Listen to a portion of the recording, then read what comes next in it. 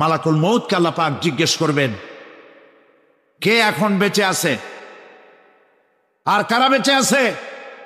তিনি বলবেন, হযরত জিবরাইল, হযরত মিকাইল, হযরত ইসরাফিল। আল্লাহ পাক নির্দেশ করবেন, এদের জান কবজ করো। ইসরাফিল, মিকাইল জান কবজ হবে। হযরত জিবরাইল আমিন শাদীদুল কুওয়া, প্রচন্ড ক্ষমতা আল্লাহ তাকে দান করেছেন, সুবহানাল্লাহ বলেন। দুনিয়ার সব নবীদের কাছে বাণী বহন করে নিয়ে আসছেন পূর্ণ অথেন্টিসিটির সাথে, সুবহানাল্লাহ। আল্লাহ পাক যাকে বলেছেন রূহুল আমিন। নবী করিম সাল্লাল্লাহু আলাইহি ওয়াসাল্লামের মেরাজের রাত্রে যে কথা বলা হয়েছে, ওয়ালাকাদ রাহু বিল উফুকিল মুবিন, পশ্চিম দিক বলয় তিনি যে দেখতে পেয়েছিলেন, তাফসীর বলছে হযরতে জিবরাইলের পূর্ণ আকৃতিতে নবী করিম সাল্লাল্লাহু আলাইহি ওয়াসাল্লাম তাকে দেখতে পেয়েছিলেন। হযরতে জিবরাইল যখন দুনিয়া আসেন, কোন কোন কিতাবে লেখা হয়েছে 600 ডানা আছে, তা 2 ঝাপটায় আকাশ থেকে জমিনে চলে আসেন, সুবহানাল্লাহ। হযরতে জিবরাইলকে আল্লাহ পাক বলবেন তাকে মওত দাও, হযরতে জিবরাইলও বিদায় হয়ে যাবে। আল্লাহ প্রশ্ন করবেন, এখন আর কে বাকি? মান বাকিয়া ইয়া মালাকাল মউত। মালাকুল মউত বলবেন, হে আল্লাহ তাআলা, এখন তোমার সামনে আমি দাঁড়িয়ে আছি, আর কেউ নেই। আল্লাহ পাক বলবেন, মুত ইয়া মালাকাল মউত। আল্লাহু আকবার, মুত ইয়া মালাকুল মউত, মরে যা, মরে যা। মালাকাল মউত মরে চলে যাবেন। এরপরে আর কেউ নাই। আল্লাহ রাব্বুল আলামিন এই অবস্থায় কত বছর কত কাল চলে যাবে আল্লাহ পাক ভালো জানেন, কেউ নাই। আজকের রাজত্ব কার? আল্লাহ প্রশ্ন করবেন, আজকের রাজত্ব কার? আল্লাহ পাক আওয়াজ দিবেন, বলবেন, আজকের রাজত্ব কার? কোন জবাব নাই, আকাশের নাই, জমিনের নাই, আকাশও তো নাই, কারো কোনো জবাব নাই। আল্লাহ পাক বলবেন, লিল্লাহি ওয়াহিদুল কাহ্হার। আজ একমাত্র রাজত্ব হচ্ছে পরাক্রমশালী আল্লাহ রাব্বুল আলামিনের। আল্লাহ পাক বলবেন, ইয়া দুনিয়া আইনা শুজারুকি, হে পৃথিবী তোর গাছগুলা কই? ইয়া দুনিয়া আইনা জিবালুকি, হে পৃথিবী তোর পাহাড়গুলা কই? আইনাল জব্বারিন, স্বৈরাচারেরা কোথায়? কারো কোনো জবাব হবে না। আল্লাহ পাক এরপরে আবার মানুষগুলিকে চিন্তা করবে, সুবহানাল্লাহ। ওয়াইজাল কুবুরু বুসিরাত, যা কিছু মাটির মধ্যে লুক্কায়িত ছিল সবগুলি আল্লাহ পাক বের করে নিয়ে আসবে। হাসরের ময়দান হবে, উপস্থিত হবে সমস্ত মানুষ, কেউ পলায়ে থাকতে পারবে না কোথাও। কুমিরে যারা খাইছে, বাঘে যারা খেয়েছে, আগুনে যারা পোড়াইছে, পানিতে যে পচে গেছে, পোকামাকড়ে যারা খেয়েছে, কোনো পথ নাই। সবাই আল্লাহর দরবারে উঠবে, পায়ে জুতা নাই, মাথায় কাপড় নাই, পরনে কোনো কাপড় চোপড় নাই, উলঙ্গ উলঙ্গিনী। উম্মুল মুমিনিন হযরতে আয়েশা সিদ্দিকা রাদিয়াল্লাহু তাআলা আনহা, নবী করিম সাল্লাল্লাহু আলাইহি ওয়াসাল্লামের জবান মোবারকে এটা শুনে কেঁদে ফেললেন। বললেন, ইয়া রাসূলুল্লাহ, আমারও কি সেই অবস্থা হবে? তিনি বললেন, হ্যাঁ। উম্মুল মুমিনিন বললেন, ইয়া রাসূলুল্লাহ, তখন কি আমার শরম হবে না? আল্লাহর নবী বললেন, কিয়ামতের এই বিভীষিকাময় দৃশ্য দেখে মানুষ মানুষের দিকে তাকাবার কোনো হুঁশ থাকবে না। সব মানুষ উপরের দিকে তাকায় থাকবে, নিচে তাকাবার কারো কোনো ক্ষমতা থাকবে না। মানুষ অস্থির হয়ে যাবে। সেই হাসরের ময়দান বিচারক আল্লাহ রাব্বুল আলামিন প্রত্যেকটি মানুষকে তার কৃতকর্মের জন্য হিসাব দিতে হবে। আল্লাহ রাব্বুল আলামিন বলেন পরকালীন জীবনের ব্যবস্থাপনাটা কেমনে হবে শোনো।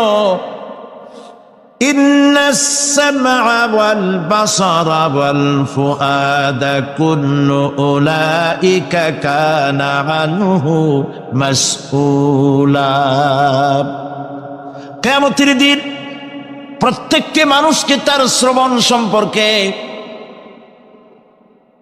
তার দৃষ্টি সম্পর্কে, আর অন্তঃকরণের কল্পনা সম্পর্কে প্রত্যেকটি ব্যাপারে আল্লাহ পাক জিজ্ঞাসা করবেন। কান দিয়েছিলাম, কি শুনেছ? যা শুনছো তা আমল করেছো কিনা? আমার নিষেধ করা জিনিসগুলি শুনছো নাকি? কানের জবাব দিতে হবে। কান আল্লাহ পাক দিয়েছেন, সুবহানাল্লাহ। আল্লাহ পাক দিয়েছেন কান। এই কান দুটো যার নাই, কান আছে শুনতে পায় না, কত বড় কষ্টে আছে সে। মানুষের চিল্লায় কথা কয়, সে বুঝেই না। আছে না এমন? এই কানের সম্পর্কে প্রশ্ন করা হবে, শ্রবণ সম্পর্কে, দর্শন সম্পর্কে প্রশ্ন করা হবে। যা দেখতে নিষেধ করেছি সেগুলো দেখছো নাকি? এর শুকরিয়া আদায় করেছো নাকি? দুটি চোখ, এর শকর আদায় করা কি সম্ভব ভাই? আদায় করা সম্ভব? এই দুটি চোখ যদি না থাকতো আমার গর্ভধারিণী মাকে দেখতে পারতাম না। এই সুন্দর চোখ দুটি যদি আল্লাহ না দিতেন, আল্লাহর এই সুন্দর সৃষ্টি দেখা থেকে বঞ্চিত হয়ে যেতাম। আল্লাহকে বলি, মনিব, হে বিশাল আকাশের মালিক, তুমি দয়া করে না চাইতে আমাদের শরীরে যা দিছো নিয়ামত, মৃত্যুর আগে সিনায় নিও না। দুটি চোখের শকর আদায় করতে পারবো না। চোখের মধ্যে পানি আছে, কান্নার পানি না, সবসময় চোখে পানি আছে। চোখে আমরা পলক দেই না? কত কুদরত আল্লাহ পাকে। এই পৃথিবীতে দিনে রাতে অসংখ্য পলুয়েশন, রোগ জীবাণু সমানে উঠতেছে। এখন যদি মাইক্রোস্কোপ যন্ত্র এখানে থাকতো তাহলে দেখতেন এই পরিবেশটা কত দূষিত, কত পলুয়েশন, কত জার। এগুলি নাকের মধ্যে দিয়ে পেটে যাচ্ছে, চোখের মধ্যে ঢুকতেছে। ক্রমাগত চোখের ভিতরে ধুলাবালি ঢুকবে, আর পরিষ্কারের কোনো ব্যবস্থা যদি না করা হয় চোখের দৃষ্টি নষ্ট হয়ে যেতে পারে। এই জন্য আল্লাহ রাব্বুল আলামিন চোখের ভিতরে মেডিসিন রূপী এক প্রকারের পানি রেখেছেন, আর অটোমেটিক চোখের পাতা ওঠা নামা করে প্রতি মুহূর্তে চোখকে ক্লিন করে দিতেছে। এই চোখ সম্পর্কে আল্লাহ রাব্বুল আলামিন প্রশ্ন করবেন, অন্তঃকরণ সম্পর্কে প্রশ্ন করবেন। জবাব দেওয়া সেদিন বড়ই কঠিন হয়ে যাবে। এই জন্য আল্লাহ রাব্বুল আলামিন দুনিয়াবাসীকে সতর্ক করে দিচ্ছেন। তিনি আরো বলছেন, ওয়ালাকাদ খালাকনাল ইনসানা ওয়া না'লামু মা তুওয়াসবিসু বিহি নাফসু ওয়া নাহনু আকরাবু ইলাইহি মিন হাবলিল ওয়ারিদ। মানুষ সৃষ্টি করেছি আমি, তার অন্তঃকরণে কি চিন্তা হয়, কি কল্পনা হয় তাও জানি আমি। আর আমি আমার বান্দার যেই সাহারাগের উপরে মাথাটা খাড়া আছে বিজ্ঞানীরা খুঁজে পাচ্ছে, আল্লাহ পাক মানুষের গলায় একটা টেপ রেকর্ডার লাগাই দিয়েছেন। সুবহানাল্লাহ বলেন। সেই টেপ রেকর্ড আমার এই যে বক্তৃতা ভিডিওতে ধারণ করা হচ্ছে, টেপে ধারণ করা হচ্ছে। এই বুদ্ধিগুলি কে দিছে? আরে ভাই কথা বলবেন তো আল্লাহর নাম জোরে না। এই বুদ্ধি কে দিয়েছেন? যে আল্লাহ বুদ্ধি দিয়ে আপনার আমার কথা রেকর্ড করাইতে পারে, সে আল্লাহ পাক আপনাদের আমার সাথে অদৃশ্য একটি টেপ রেকর্ড গলার মধ্যে ঝুলায় রাখছেন। এটা বিশ্বাস করবেন না? আব্দুল মুত্তালিব নবী করিম সাল্লাল্লাহু আলাইহি ওয়াসাল্লামের কি হয়? দাদা। উনি দেখা করতে চাইলেন আব্রাহার সাথে, আব্রাহা পারমিশন দিলেন, তিনি ঢুকলেন, তাকে বসতে সম্মানের জায়গা দেওয়া হলো। কুরাইশদের নেতা তিনি, আবরাহা বললেন, বলেন আপনি কি বলবেন? আব্দুল মুত্তালিব বললেন, আমি জানতে পেরেছি যে তোমার সৈন্যরা আমার জনগণের এবং আমার উট, দুম্বা, ভেড়া সমানে দখল করতেছে, জবাই করতেছে আর পাইকারি ধরে খাইতেছে। এগুলি সব ধরে নিয়ে আসছে। আমি তোমার কাছে এটা বলতে আসছি, তোমার সৈন্যদেরকে বলো আমাদের উট টুট যা ধরছে, ছাগল ভেড়া সব যেন ছেড়ে দেয়। আবরাহা কই যে আশ্চর্য কথা, আমি মনে করেছিলাম যে তুমি কাবা শরীফ ভাঙতে আসছি, আমি আমার অনুনয় বিনয় করে তুমি বলবা যে কাবা ঘর রক্ষা করো, তুমি ভাঙবো না। তা না কই তুমি তোমার গরু ছাগল উঠ বেড়া, তোমার কাছে কি কাবার চাইতে উঠ বেড়া ছাগলের দাম বেশি? আব্দুল মুত্তালিব বললেন যে মোটেই না, ওইটার মূল্য আমাদের কাছে অনেক বেশি। তবে আমি ওইটার মালিক না, আমি উঠ ছাগল ভেড়ার মালিক, সেটা আমি ছাড়াই নিতে আসছি।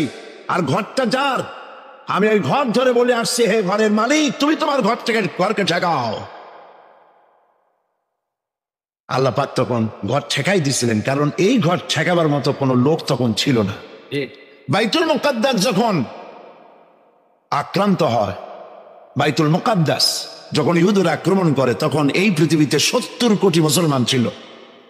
যেই পৃথিবীতে 70 কোটি মুসলমান বাস করে, সেই মুসলমানেরা যদি তাদের কেবলায় উলা ইহুদিরা দখল করে নেয়, তা ঠেকাবার দায় দায়িত্ব তাদের মধ্যে, সেন্স অফ প্রেস্টিজ যদি ইস্যু না হয়, সর্দি গর্মি না হয়, এটা ঠেকাবার দায়িত্ব আল্লাহর নাই।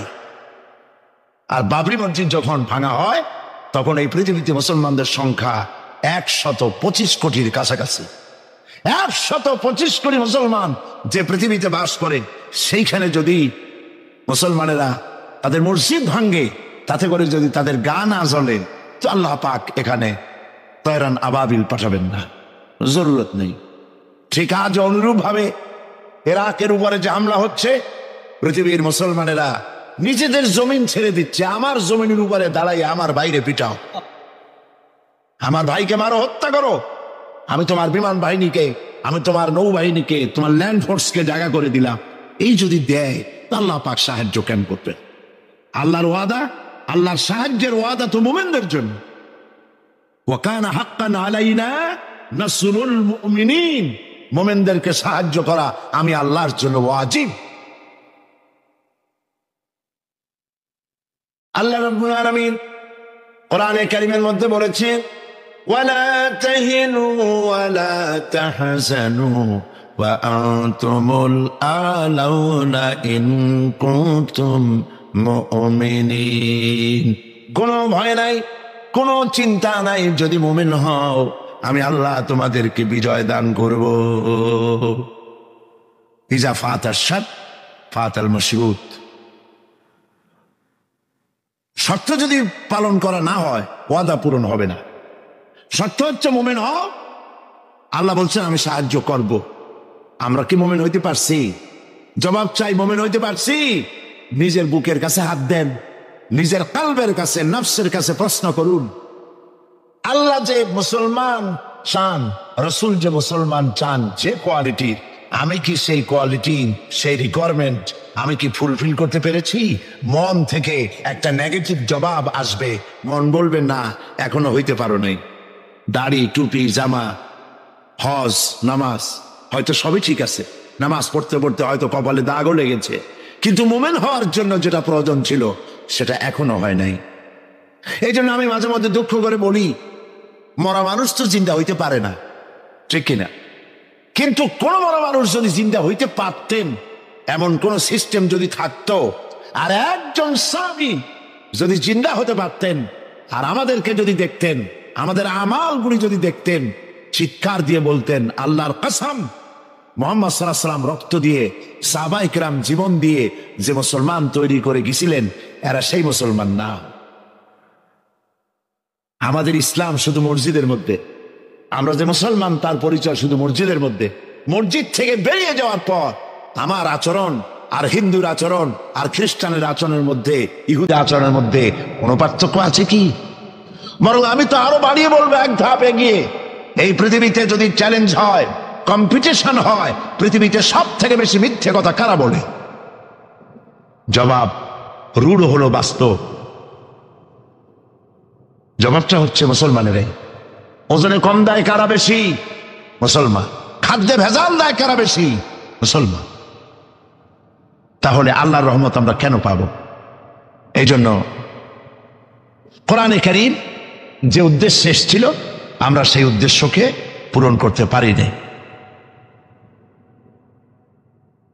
কোরআন শরীফ, সুবহানাল্লাহ, সুবহানাল্লাহ, কোরআন একটি বর্ণ মুহাম্মদ সাল্লাল্লাহু আলাইহি ওয়াসাল্লামের বানানো এর মধ্যে নাই। আল্লাহু আকবার। দেখেন না কোরআন শরীফের অরিজিনালিটি, এর অথেন্টিসিটি, এর নির্ভরতা, এর পিউরিটি কতটা 100% মিয়া বিল মিয়া কারেক্ট, সেটা হলো এই কোরআন শরীফে 114টি সূরার প্রত্যেকটি সূরার শিরোনামে আছে বিসমিল্লাহির রহমানির রহিম, একটা সূরায় নাই। কোন সূরা? কেন নাই? এই জন্য নাই যেহেতু এই সূরা নাজিলের সময় আল্লাহ পাক এটা বলেন নাই। জিবরাইল আলাইহিস সালাম যখন নবী করিম সাল্লাল্লাহু আলাইহি ওয়াসাল্লামের কাছে এটা তেলাওয়াত করে শোনায়েছেন, তিনি বিসমিল্লাহ তখন বলেন নাই। নবী করিম সাল্লাল্লাহু আলাইহি ওয়াসাল্লাম যখন সাহাবায়ে কিরামকে লিখতে বলেছেন, কাতেবে ওহী যারা ছিলেন, তখন তিনি এই সূরার প্রথমে বিসমিল্লাহ বলেন নাই, তাই বিসমিল্লাহ এখানে লেখা হয় নাই। তার মানে হচ্ছে কোরআন শরীফ বিন্যাস করা, এর শব্দ বিন্যাস, সূরা বিন্যাস, এর সবকিছুকে বিন্যস্ত করার দায়িত্ব ছিল আল্লাহ পাকের। সুবহানাল্লাহ। আল্লাহ রাব্বুল আলামিন কোরআনে কারীমের মধ্যে বলেছেন, ইন্না নাহনু নাযালনা যিকরা ওয়া ইন্না লাহু লাহাফিজুন। কোরআন নাজিল করেছি আমি আল্লাহ, আর এর সংরক্ষণের সবটুকুন দায়িত্ব আল্লাহ রাব্বুল আলামিন নিজেই গ্রহণ করেছেন, আমি গ্রহণ করেছি। নাজিল করছি আমি, হেফাজত করবো আমি। কে বলেন সবাই? আমি হেফাজত করবো এটাকে। আল্লাহ পাক গ্যারান্টি দিচ্ছেন, ওয়ালাউ তাকাওয়ালা আলাইনা বা'দাল আকাওয়িল। আমার নবী যদি নিজের থেকে বানিয়ে কোনো কথা আমি আল্লাহর নামে কোরআন শরীফের ভিতরে চালাই দিতেন, আমি আমার নবীর ডান হাত চেপে ধরতাম আর তার কণ্ঠ নালীকে আমি আল্লাহ কেটে ফেলে দিতাম। কত বড় কথা! গলা কেটে ফেলে দিতাম একটি কথাও যদি নিজের থেকে বানিয়ে বলতেন। সুবহানাল্লাহ বলেন। সেই কোরআন একটি শব্দ মানুষের নেই। আল্লাহ পাক বলেছেন, এর উপর, কোরআনের উপর থেকে, এর নিচের থেকে, এর ডান থেকে, এর বাম থেকে, এর ভিতরে শয়তানের বাতিলের প্রবেশের কোনো অধিকার নয়। যদি থাকতো এতদিনে কত বেড়াছাড়া করতো, সেরা বেড়া করতো, উল্টো পাল্টা করিয়া সর্বনাশ করে ফেলাইতো, ঠিক কিনা? পৃথিবীতে শত শত কোটি খ্রিস্টান পৃথিবীতে আছে। খ্রিস্টানদেরকে চ্যালেঞ্জ করুন তো যে একটা বাইবেলের হাফেজ দাও আমাদেরকে। সারা পৃথিবীতে একটা হাফেজ চাই, বাইবেল মুখস্থ করছে, পাওয়া যাবে? যাবে না। হিন্দুদেরকে চ্যালেঞ্জ করেন, কত কোটি হিন্দু আছে তোমাদের, বেদ তোমাদের ধর্মগ্রন্থ, বেদ মুখস্থ করছে, এরকমটা হাফেজ দাও, পারবে দিতে? পারবেন। মহান আল্লাহ রাব্বুল আলামিন কোরআনে কারীমকে হেফাজত করেছে। সূরা কমরের মধ্যে রব্বুল আলামিন বলেছেন, ওয়ালাকাদ ইয়াসসারনাল কুরআনা লিযিকরি ফাহাল মিন মুদ্দাকির। আল্লাহ পাক বলেন,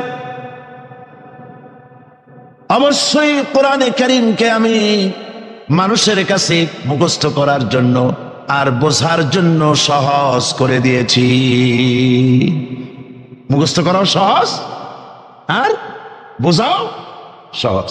কিন্তু দুর্ভাগ্যজনক সত্য আরেকটি কথা আছে, সেটা হলো এই, মুসলমান দাড়িওয়ালা টুপিওয়ালা আল্লাহর মসজিদের ভেতরে বসে এক শ্রেণীর মুসলমানেরা বলে, কোরআন বোঝা আমাদের কাম না, আমরা পাবলিক, আমরা কোরআনের বুঝবো কি? কোরআন বুঝবে আলেমেরা।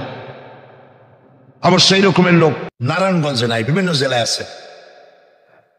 কোরআন আমরা বুঝবো না, বিশাল ব্যাপার, আল্লাহর কোরআন, এর আমরা বুঝবো কি? এই কথাটা শয়তানের একটি ওয়াসওয়াসা। এই কথাটি শয়তানের মারাত্মক ওয়াসওয়াসা। আল্লাহ খান কোরআন দিচ্ছেন খালি মৌলানা মৌলবীদের বুঝাবার জন্য, আর কেউ এটা বুঝবে না। আল্লাহ পাক বলছেন, আমি মানুষের জন্য কোরআন বোঝা সহজ করেছি, চেষ্টা করো, বুঝতে চেষ্টা করো।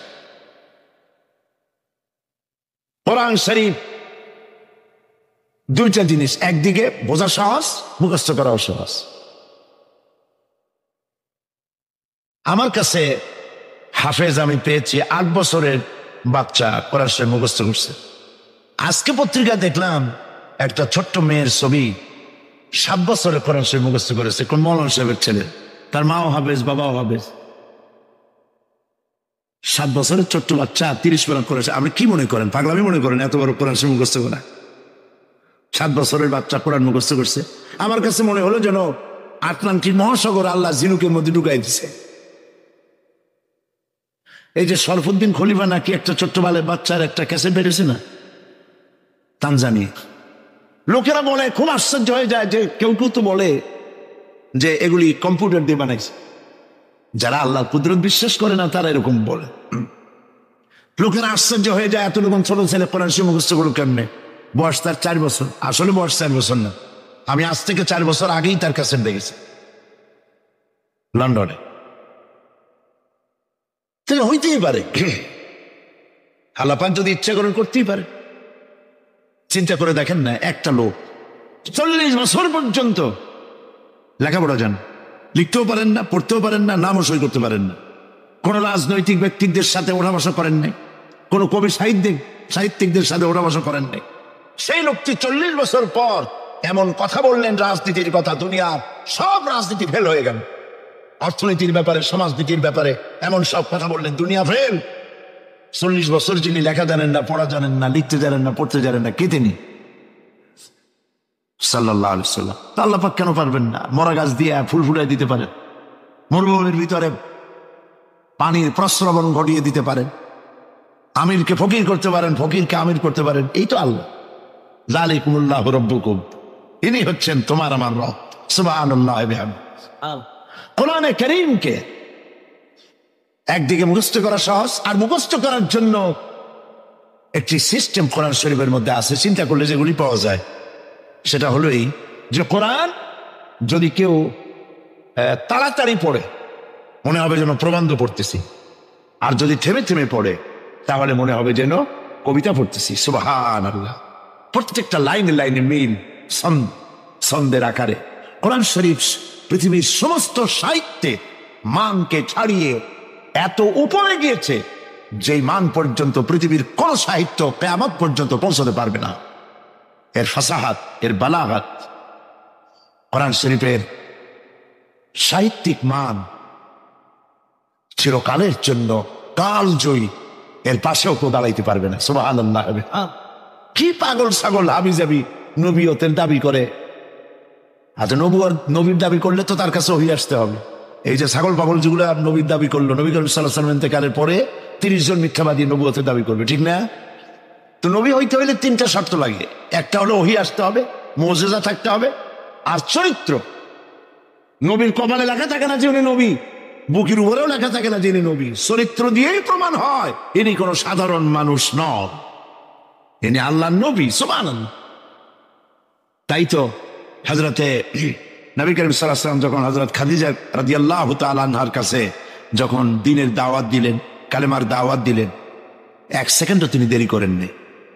চিন্তা করেন না, আপনি নিজেকে বহুত ফেরেশতা রূপে আপনি বলতে পারেন যে আমি একেবারে অ্যাঞ্জেলিক ক্যারেক্টারের লোক, ফেরেশতা চরিত্রের মানুষ। বাইরে গিয়ে বহুত কথা বলতে পারেন, এমনকি বাইরে গিয়ে অনেক মুরিদও বানাইতে পারেন। পীর সাহেবদেরকে জিজ্ঞেস করা উচিত যে আপনার বউ আপনার কাছে মুরিদ হয়েছে কিনা। বউ মুরিদ করে এত সহজ না। একজন পীরেরই দেখছিলাম একটা বইয়ের মধ্যে গল্প,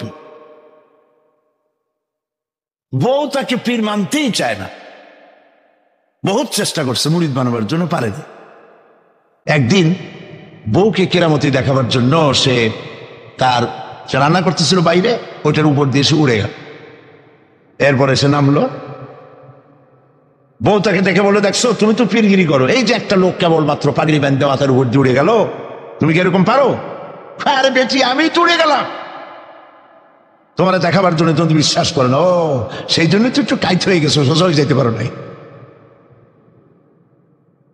বউ তো তার স্বামীর জন্য জীবন দিতে পারে, তার ভালোবাসা সবটা উজাড় করে দিতে পারে, কিন্তু ঈমান আনা সহজ নয়। যেহেতু বউ, আপনি সবাইকে ফাঁকি দিতে পারবেন, আপনার স্ত্রীকে কখনো ফাঁকি দিতে পারবেন না।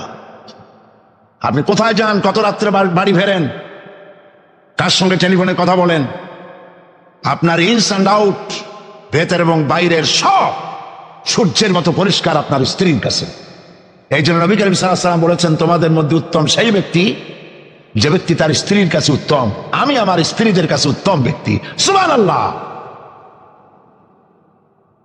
হযরত নবী করিম সাল্লাল্লাহু আলাইহি ওয়াসাল্লাম তিনি যখন হযরতে খাদিজাকে যখন দ্বীনের দাওয়াত দিলেন, কালেমার দাওয়াত দিলেন, বললেন এক আল্লাহর ইবাদত করো, আমারে শেষ জামানার নবী হিসাবে মেনে নাও, আখিরি নবী হিসাবে আমাকে মেনে নাও। হযরতে খাদিজা এক মুহূর্ত দেরি করেন নাই, সঙ্গে সঙ্গে পড়েছেন লা ইলাহা ইল্লাল্লাহু মুহাম্মাদুর রাসূলুল্লাহ। জোরে পড়েন লা ইলাহা। নারায়ণগঞ্জের মতো জায়গা মাহফিল করবেন তো বড় খয়রাত করতে নামবেন, ছোট্ট বাটি নিয়ে নামবেন কেন? বিরাট ঝুলি নিয়ে নামেন। কেউ তো বেশি দিলে তখন নেবেন কি করে?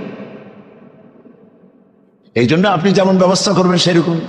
আমরা তো আরামে বক্তৃতা শুনতেছি, আর ইরাকের মুসলমানদের ঘুম হারাম হয়ে গেছে, খাবার নাই। গতকাল ব্রাহ্মণবাড়িয়া বলেছি, ইরাকের গর্ভবতী নারীরা তারা ডাক্তার সরকারের কাছে দাবি জানাইছিল যুদ্ধের একদিন আগে, বলছিল আমাদেরকে অপারেশন করে বাচ্চাগুলো বের করে দাও। আমেরিকার কাফেরদের বিরুদ্ধে লড়াই করে শহীদ হয়ে মরতে চায়।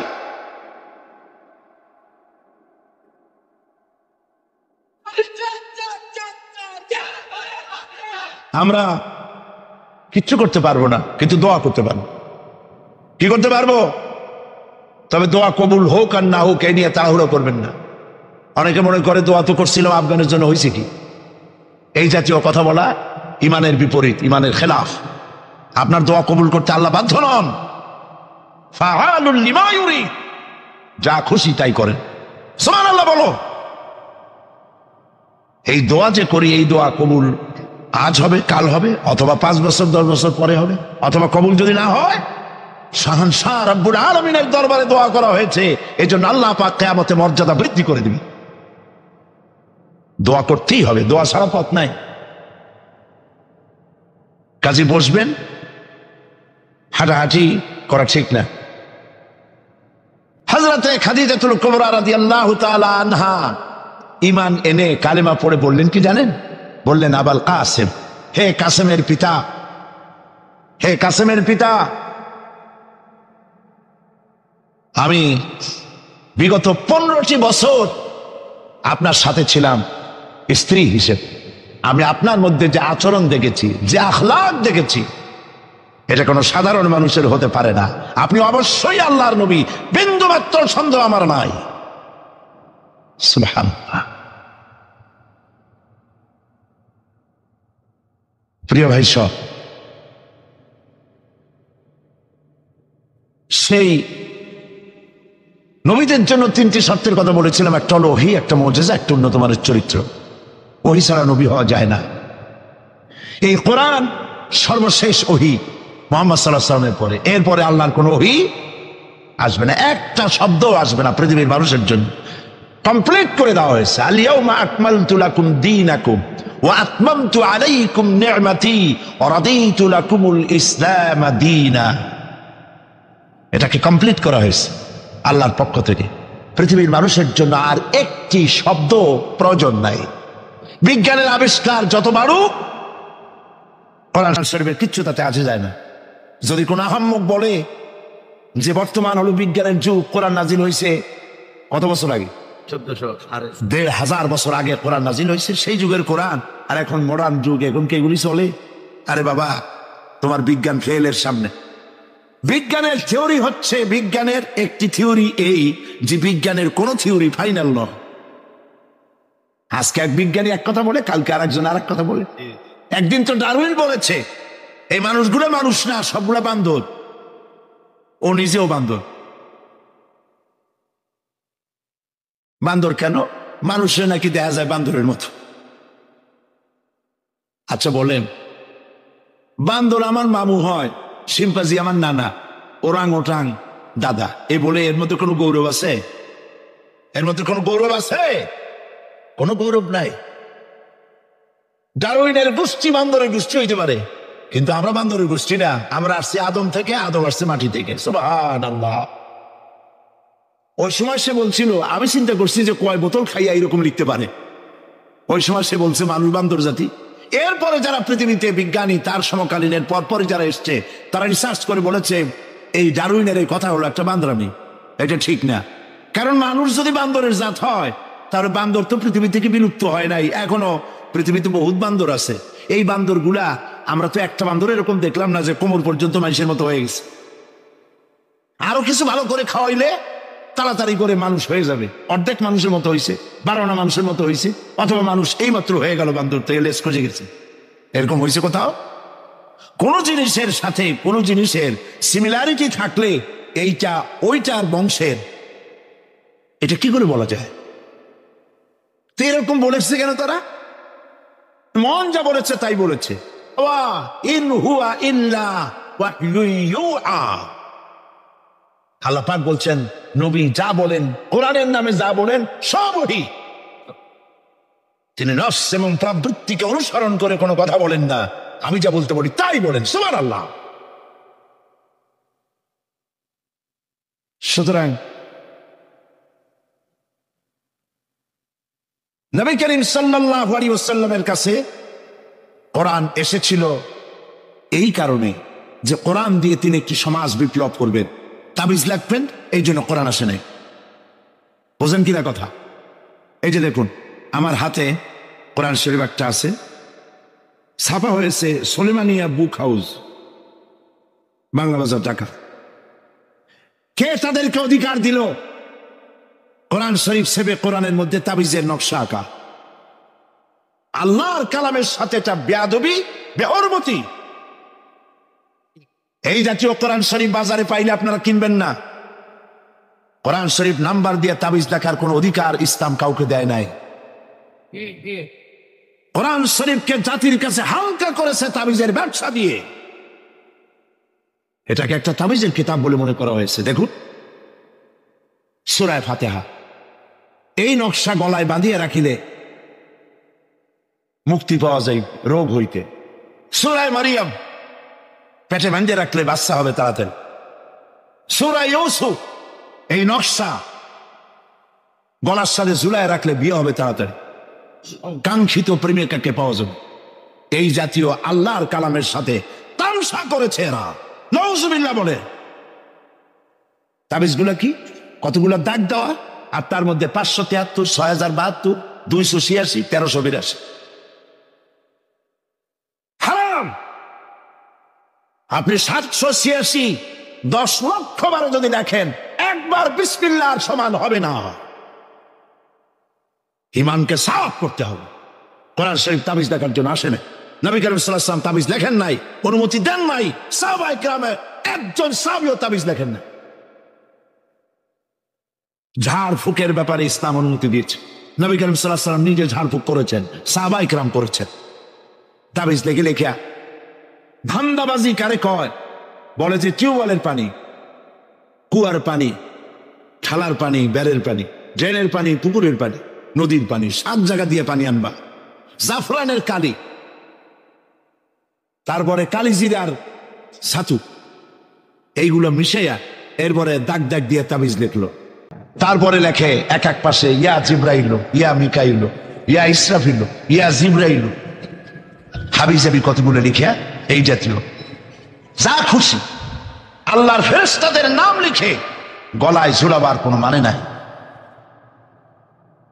এগুলি করে কোরআন শরীফকে বেহুরমতি করা হয়েছে। নাউজুবিল্লাহ বলেন। বিশ্বাস করুন, কোরআন তাবিজ লেখার জন্য আসে নাই। কোরআন এসেছে ভাগ্য পরিবর্তন করার জন্য।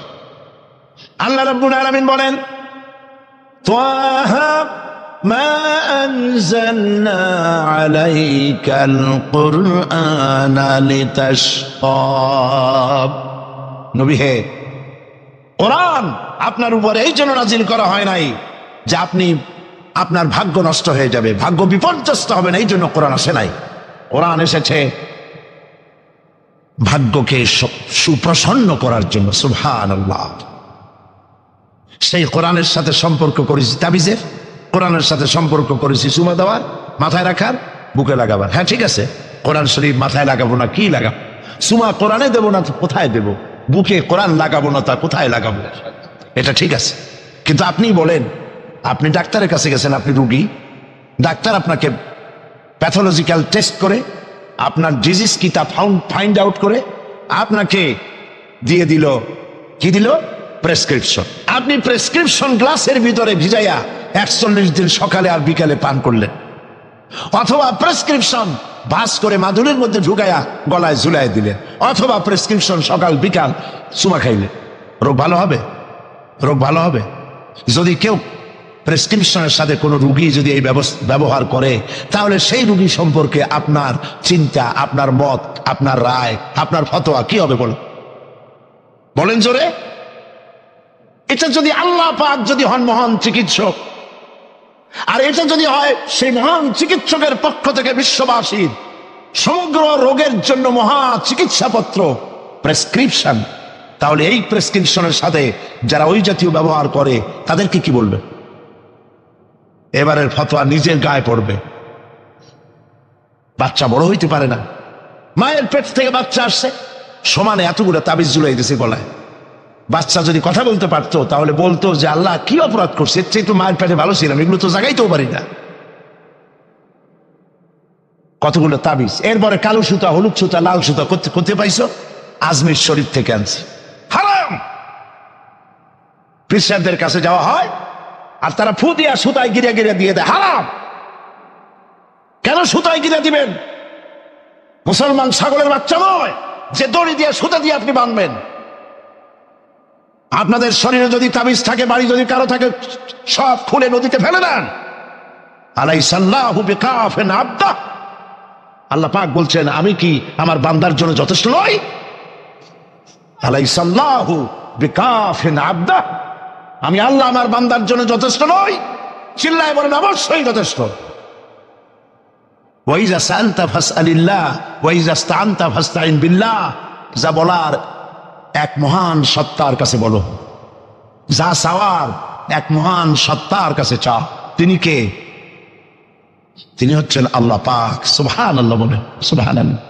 প্রিয় ভাই সব, যারা মাজারে যায়, ওই যে মাজার আছে সিলেট শাহজালালের রহমতুল্লাহ আলাইহির মাজার, আজমিরে আছে খাজা মঈনুদ্দিন চিশতি রহমতুল্লাহ আলাইহির মাজার, বাগদাদে আছে হযরত বড় পীর মহিউদ্দিন আব্দুল কাদের জিলানী রহমতুল্লাহ আলাইহির মাজার। বাংলাদেশ থেকে লোকেরা তাদের পয়সা করিয়ে আছে, সব জায়গায় যায়। কেন যায়? 15 বছর বিয়ে করছে, বাচ্চা হয় না, মামলা করেছে হাইকোর্ট, সুপ্রিম কোর্ট, সব জায়গায় বেকায়দা। ব্যবসা করে, খালি লাল বাতি জ্বলে, ওষুধপত্র খায়, রোগ ভালো হয় না, চলে গেল মাজারে। একটু সময়ের জন্য কমন সেন্সের কমন বাদ দিয়া শুধু সেন্স দিয়া চিন্তা করেন, যার কাছে আপনি আপনার অভিযোগ বলতে গেছেন, এই 3 জন অলির কথাই ধরি, বাকিদের পরে ধরি। ওনাদের মাতৃভাষা কি? শাহজালাল রহমতুল্লাহ আলাইহির মাতৃভাষা কি? আরবি। বলেন কি? আরবি। ইয়েমেন থেকে তিনি এসেছিলেন, আরবি। খাজা মঈনুদ্দিন চিশতি রহমতুল্লাহ আলাইহির মাতৃভাষা আরবি। হযরতে বড় পীর আব্দুল কাদের জিলানী রহমতুল্লাহ আলাইহির মাতৃভাষা আরবি। আপনি গিয়ে বাংলায় বললেন, খাজা বাবা আমার তো 15 বছর বিয়ে করছি, বাচ্চা মোটে হয় না, এখন করবো কি? আপনার কথা খুব বুঝছেন তিনি, তাই না? খুব বুঝেছেন। গেল 1 নম্বর মিস ফায়ার। 2 নম্বরে, আপনি যে কবরের কাছে গিয়ে এই কথাগুলি বলছেন, তিনি যে কবরে আছেন তার গ্যারান্টি কি? ওখানে তো তিনি নাও থাকতে পারেন। সাধারণ এমপি মন্ত্রী কোন জেলায় যদি যায়, সরকারের মেহমানখানা আছে, নাম কি? Circuit house. মেহমান সে আন্দাজে সরকারের তেমন ব্যবস্থা আছে, ডাকবাংলা আছে, রেস্ট হাউস আছে, সার্কিট হাউস আছে, ঠিক না? 2 রকমের মেহমান। এক প্রকার হলো ভিআইপি, আর এক প্রকার হচ্ছে নিকৃষ্ট, চোর ডাকাত, এরাও সরকারের মেহমান। চোর ডাকাত, মুচ্ছা বদমাস, সন্ত্রাসী, ওরা যদি মেহমান হয়ে পুলিশে, এদের ধরবে কারা? এই মেহমানদের ধরবে পুলিশে, ধরে নিয়ে ওদের জন্য মেহমান খানা হলো হাজত, হাজতের মধ্যে থুয়ে দিবে। কনভিক্টেড হলে পরে জেলখানার মধ্যে ঢুকাই দেবে, ঠিক কিনা? আর যদি এমপি হয়, মন্ত্রী হয়, প্রধানমন্ত্রী হয়, তা থাকার জন্য প্রত্যেকটা জেলায় গভর্নমেন্ট সার্কিট হাউস করে রেখেছে। এই সব মন্ত্রী প্রধানমন্ত্রীর চাইতে ওলিউল্লাহ, আল্লাহর ওলি যারা, তাদের মর্যাদা আল্লাহর কাছে অনেক বেশি। তারা ইন্তেকাল করবেন আর আল্লাহ ওই মাটির মধ্যে ভরাইতে হবে। আল্লাহর কোন রেস্ট হাউস থাকতে নাই, আল্লাহর কোন গেস্ট হাউস থাকতে নাই। হয়তো তিনি কবরে নাই, গেস্ট হাউসে তিনি আরাম ফরমাচ্ছেন। 2 নম্বর মিসফায়ার। 3 নম্বরে, কবরে যদি থাকেও তখন তিনি ঘুমে আছেন না চেতনা আছে। যদি ঘুমের মধ্যে থাকে তাহলে 3 নম্বর মিসফায়ার, কোনো কামে লাগলো না। এই জন্য চাইতে হবে এমন মহান সত্তার কাছে যিনি কখনো ঘুমান না। লা তাখুযুহু সিনাতুন ওয়ালা নাওম, যার ঘুমও নাই তন্দ্রাও নাই। কে তিনি? চিল্লায় বলুন। কলিজাটারে পরিষ্কার করেন, সাফ করে নেন। এভাবে সাফ করবেন, কোন নাফিক, কোন জিন্দাবির আমার ভাগ্য ভালো বানাতে পারবে না, পারবে না, পারবে না। কোন মরাবির, কোন জিন্দা ফু দিয়া আমার ভাগ্যকে বিনষ্ট করে দিতে পারবে না। খায়রিহি ওয়া শাররিহি মিনাল্লাহি তাআলা, আমার ভালো আমার মন্দ কেবলমাত্র এক মহান সত্তার মুষ্টির ভিতরে নিবদ্ধ, তিনি আল্লাহ রব্বুল ইজ্জত ওয়াল জালাল।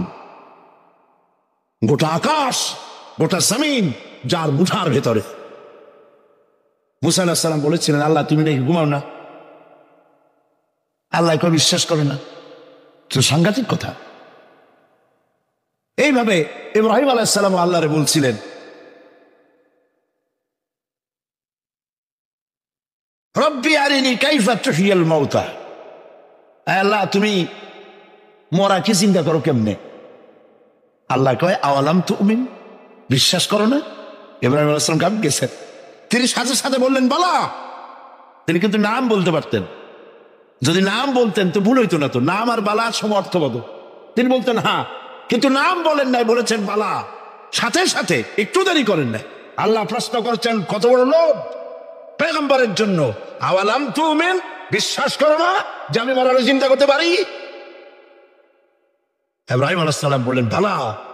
এর অর্থ হচ্ছে হয় নট, কেন নয়, অবশ্যই বিশ্বাস করি। ওয়ালাকিন লিয়াতমাইন্না কলবি, তবে মূল বিষয় হলো যদি আমি চোখে দেখতাম, কানে শোনার, চোখে দেখা ব্যাপারটা একটু ভিন্ন। আল্লাহ বলেন বিশ্বাস যখন করছো, মরার কেমনে চিন্তা করি আমি তোমাকে দেখাবো। সুবহানাল্লাহ, এই কোরআন শরীফের মধ্যে আল্লাহ বলেছেন। মুসা আলাইহিস সালাম বলছেন, আল্লাহ তুমি নাকি ঘুমাও না, আল্লাহকে বিশ্বাস করো না? আল্লাহ বিশ্বাস করো, তবে বুঝি না জিনিসটা। মুসা আলাইহিস সালাম ভয় পেয়ে গেলেন। আল্লাহ রাব্বুল আলামিন বলেন ভয়ের কোনো কারণ নাই। এটি একটি উদাহরণের জন্য আমি তোমাকে গ্লাস নিয়ে দাঁড়িয়ে থাকতে বলেছিলাম। একটা গ্লাস হাতে নিয়ে কয়েকটা সেকেন্ড বা একটা মিনিটও দাঁড়াইতে পারল না, হাতের থেকে ঘুমের কারণে ভেঙ্গে চুরমার হয়ে গেল। তোমার রব, তোমার আল্লাহ হাতের মুঠার ভিতরে সপ্ত আসমান জমিন কুল কায়নাত, এর কন্ট্রোলিং সিস্টেম, এই ট্রাফিক সিস্টেম সবকিছু আল্লাহ রব্বুল আলামিন কন্ট্রোল করেন। তোমার আল্লাহ যদি ঘুমায় যায় সব শেষ হয়ে যাবে। লা তাখুযুহু সিনাতুন ওয়ালা নাওম, তার ঘুমও নাই তন্দ্রাও নাই। আর তাছাড়া মাখলুক, তার যে আদত, খালেকের সে আদত হতে পারে না। সৃষ্টি, তার বউ হয়, বাচ্চা হয়, ঘুমায়। লা তাখুযুহু সিনাতুন ওয়ালা নাওম, তার ঘুমও নাই তন্দ্রাও নাই। আর তাছাড়া মাখলুক, তার যে আদত, খালেকের সে আদত হতে পারে না। সৃষ্টি, তার বউ হয়, বাচ্চা হয়, ঘুমায়, খায়, পেশাব পায়খানা লাগে। মাখলুক খালেকেরও যদি তাই ঘুরানো, মুতাওয়াজ্জা হওয়া। ওই যে হযরত ইব্রাহিম আলাইহিস সালাম বলেছিলেন, ইন্নী ওয়াজ্জাহতু ওয়াজহিয়া লিল্লাযী ফাতারাস সামাওয়াতি ওয়াল আরদ। জানেন আপনারা পড়েন, ইন্নী ওয়াজ্জাহতু ওয়াজহিয়া লিল্লাযী ফাতারাস সামাওয়াতি ওয়াল আরদা হানিফা ওয়া মা আনা মিনাল মুশরিকিন।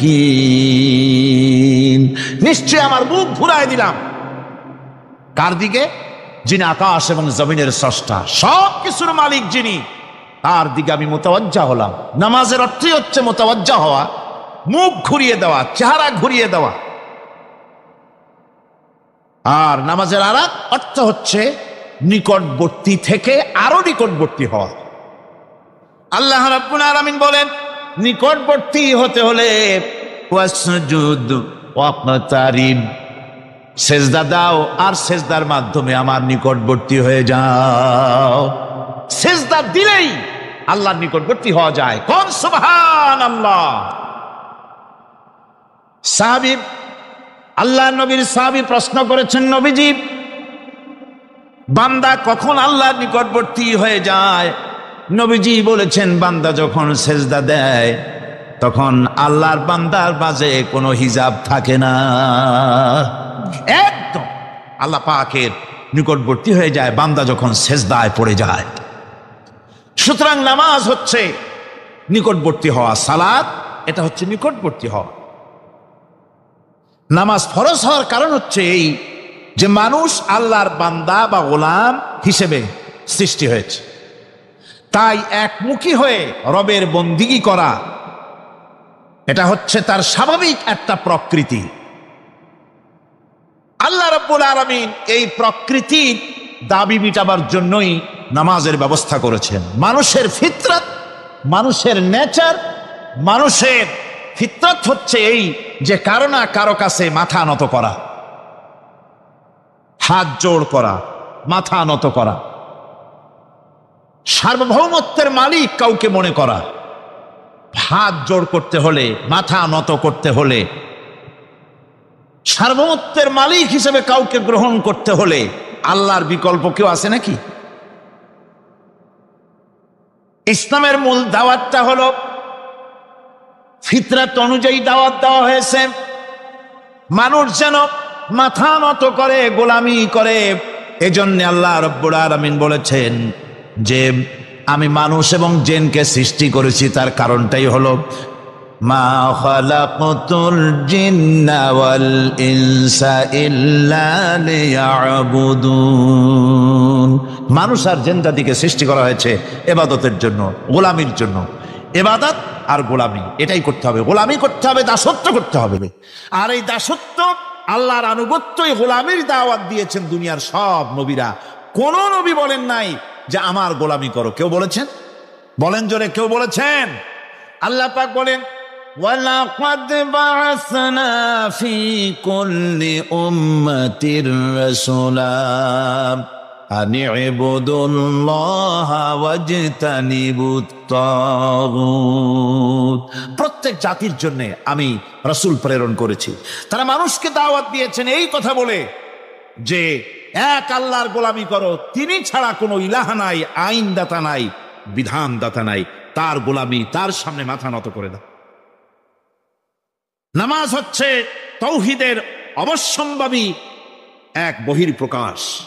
তাওহীদের জন্য তাওহীদবাদী মানুষ যারা, তাদেরকে নামাজ আদায় করতেই হবে। আকীদা বিশ্বাসের দিক থেকে তাওহীদ যদি হয় পুরা দ্বীনের মূল উৎস, তাহলে আমলের দিক থেকে নামাজ হচ্ছে পুরা দ্বীনের মূল ভিত্তি। নামাজ হচ্ছে আমলের মূল ভিত্তি, এর বাস্তবায়ন ছাড়া দ্বীন পূর্ণ হয় না। নামাজ মুমিনের কেবলমাত্র একটি উত্তম আমলই নয়, বরং নামাজ হচ্ছে ইমানের মূল ভিত্তি। যার কাছে নামাজ নাই তার কাছে কিছুই নেই। রাসূল করিম সাল্লাল্লাহু আলাইহি ওয়াসাল্লাম বলেছেন যে নামাজ যে ব্যক্তি পড়ে না, আল্লাহ পাকের সাথে তার কোনো সম্পর্ক বাকি থাকে না। সুতরাং এই নামাজটা হচ্ছে এই যে একমাত্র একাগ্র চিত্তে আদবের সাথে আল্লাহর সামনে রুজু হয়ে যাওয়া। কোরআনে কারীম বলছে, মুনিবিনা ইলাইহি واتقوه وأقيموا الصلاة ولا تكونوا من المشركين তোমরা আল্লাহ থেকে রুজু হয়ে যাও এবং তাকে ভয় করে অন্যায় কাজ থেকে বিরত থাকো আর নামাজ কায়েম করো, মুশরিকদের অন্তর্ভুক্ত হয়ে যেও না। নামাজ কায়েম করা, নামাজের আদেশ কোরআনে কারীমের মধ্যে আল্লাহ পাক বহু জায়গায় করেছেন। ঈমানের পর নামাজই হচ্ছে সবচেয়ে বড় জরুরি। একজন মানুষ ঈমান আনলো, যেমন কালকে একজন ঈমান এনেছে, ঈমান আনার সাথে সাথে তার প্রথম কাজ কি বলুন? বলেন প্রথম কাজ কি? ফজরের নামাজের আগে একজন ইসলাম কবুল করলেন, তার প্রথম দায়িত্ব নামাজকে আদায় করে দেওয়া, ফজরের নামাজ পড়া। জোহরের আগে কেউ ঈমান আনলো, তার প্রথম দায়িত্ব জোহরের নামাজ আদায় করা। আসরের নামাজের আগে ঈমান এনেছে, তার প্রথম দায়িত্ব হলো আসরের নামাজ আদায় করা। তার মানে হলো ঈমান আনার পর একজন ঈমানদারের প্রথম দায়িত্ব হচ্ছে নামাজ। গুরুত্বপূর্ণ বিষয়, খুব ভালো করে শুনতে হবে, ইয়াদ রাখতে হবে প্রত্যেকটি মুসলমানের। এই নামাজ কি জিনিস, কেমনে আদায় করতে হবে, আদায় না করলে কি হবে, গুরুত্বপূর্ণ এই কথাগুলি প্রত্যেকের স্মরণ রাখতে হবে। কিয়ামতের দিন মানুষ যে জাহান্নামে যাবে, জাহান্নামের জন্য, জাহান্নামে যে সব কারণে যাবে তার মধ্যে বড় কারণ কালকে বলেছিলাম, দেখি মনে আছে নাকি? বড় কারণ কয়টা? কয়টা? আলহামদুলিল্লাহ মনে আছে। আল্লাহ রাব্বুল আলামিন বলেন, ইয়াতাসাআলুনা আনিল মুজরিমিন, কিয়ামতের দিন অপরাধীদেরকে জিজ্ঞেস করা হবে, মা সালাকাকুম ফি সাকার, জাহান্নামে কেন আসছো? জবাবে তারা বলবে, ক্বালু লাম নাকু মিনাল মুসাল্লিন ওয়া লাম নাকু নুতঈমুল মিসকিন, নামাজ পড়ি নাই আর এতিম মিসকিনদের খেতে দেই নাই, এই কারণেই জাহান্নামে এসেছি। কল নাউযুবিল্লাহ। নামাজ যারা পড়বে না জাহান্নামে যেতে হবে। কোথায় যেতে হবে? আকীদাগত দিক থেকে ঈমান হলো তাওহীদের স্বীকৃতি, আর আমলের দিক থেকে নামাজ হচ্ছে তাওহীদের বহিঃপ্রকাশ। আপনি মুসলমান তা প্রমাণ হবে নামাজ দিয়ে। নামাজহীন ঈমানের দাবি মূল্যহীন। যার নামাজ নাই তার ঈমানের দাবি করার কোনো মূল্যই নেই।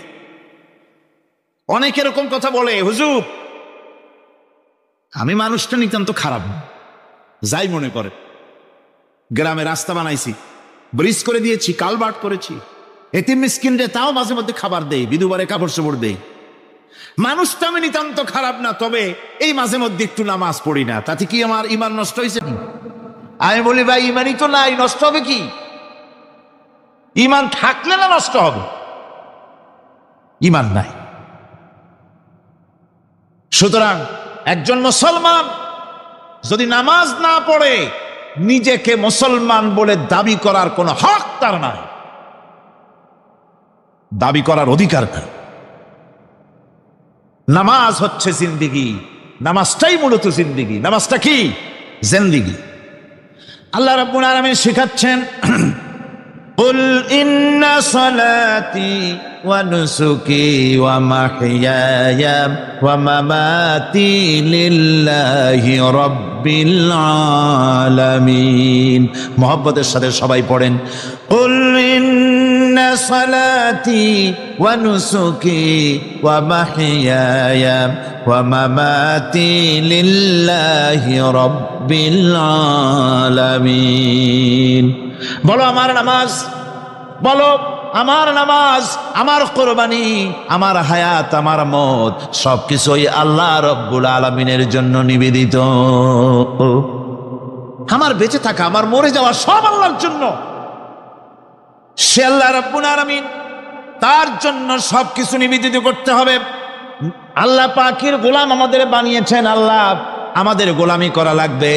আর গোলামির নমুনা যাকাত দিয়া, হজ দিয়া, দাম দিয়া, সদকা দিয়া, কোন জিনিস দিয়ে নামাজের মতো গোলামির উৎকৃষ্ট প্রমাণ বা নমুনা আর কিছুতে নাই। আমি যে গোলাম তার উৎকৃষ্ট প্রমাণ হচ্ছে নামাজ।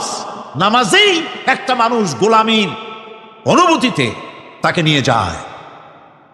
বাদশাহ হোক, মন্ত্রী হোক, পীর হোক, মৌলানা হোক, মুহাদ্দিস হোক, বড় লোক হোক, গরিব হোক, পুরুষ হোক, নারী হোক, যাই হোক, নামাজে দাঁড়াইলো, একেবারে কান্ডারে ধরিয়া কানের কাছে হাত দিয়া, হাত দুটো বাঁধিয়া মাথা নিচের দিকে দিয়ে দাঁড়ায় গেল। কিসের মতো? আসামির মতো, গোলামের মতো। সুবহানাল্লাহ।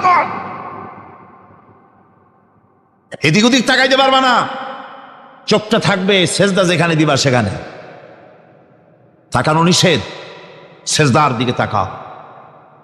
এরপরে যখন রুকুতে গেলেন, গোলামের নমুনা হয়ে গেল। গোলামের এরকম মাথা নিচু করে থাকতে হয় প্রভুর সামনে। গেলেন, রাজা বাদশাহ বড় লোক সব অহংকার চূর্ণ হয়ে গেল।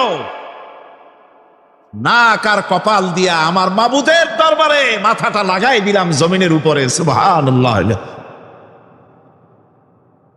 আমি আমার ভাষায় বলি, আমি আমার ভাষায় কথাটা এভাবে বলি, এই জমিনটা যদি কাগজ হয় আর আমার নাকটার কপালটা যদি কলম হয়, তাহলে আমি যে গোলাম দৈনিক 5 বার আমার নাক আর কপাল দিয়া জমিন নামক কাগজের উপরে, দাস খতের উপরে দৈনিক 5 বার নাক আর কপাল দিয়া সই করে দেই, আল্লাহ আমি তোমার গোলাম, আর কারো গোলাম নই, আমি একমাত্র তোমার গোলাম। ঘুমের থেকে উঠে সেজদা দিয়া বলি, দুপুরের সময় কাজ ফালাইয়া আর একবার বলি, বিকেল আসার আগে আসরে আর একবার বলি, দিন যখন শেষ হয় আর একবার বলি, রাতে যখন শুতে যাই আর একবার সেজদা দিয়া ঘোষণা করি, মাবুদ আমি তোমার গোলাম। সুবহানাল্লাহ। নামাজ হচ্ছে ইসলামের গণ্ডির মধ্যে প্রবেশের প্রমাণ। কোরআনে কারীম বলছে, ফাইন তাবু ওয়া আকামুস সালাতা ওয়া আতাউজ যাকাতা ফাইখওয়ানুকুম ফিদ্দীন। সূরা তওবা এসেছে, তারা যদি তওবা করে আর নামাজ কায়েম করে, যাকাত যদি আদায় করে, তাহলে এখন তোমাদের সে দ্বীনি ভাই, এখন ভাই হয়ে গেল। একটু আগে ছিল কাফের মুশরিক, এখন তোমার দ্বীনি ভাই। দ্বীনের গণ্ডির মধ্যে প্রবেশ করা, কলেমা পড়ার সাথে সাথেই নামাজ। নামাজ হচ্ছে দ্বীনের প্রধান গেট, দ্বীনের প্রধান তোরণ।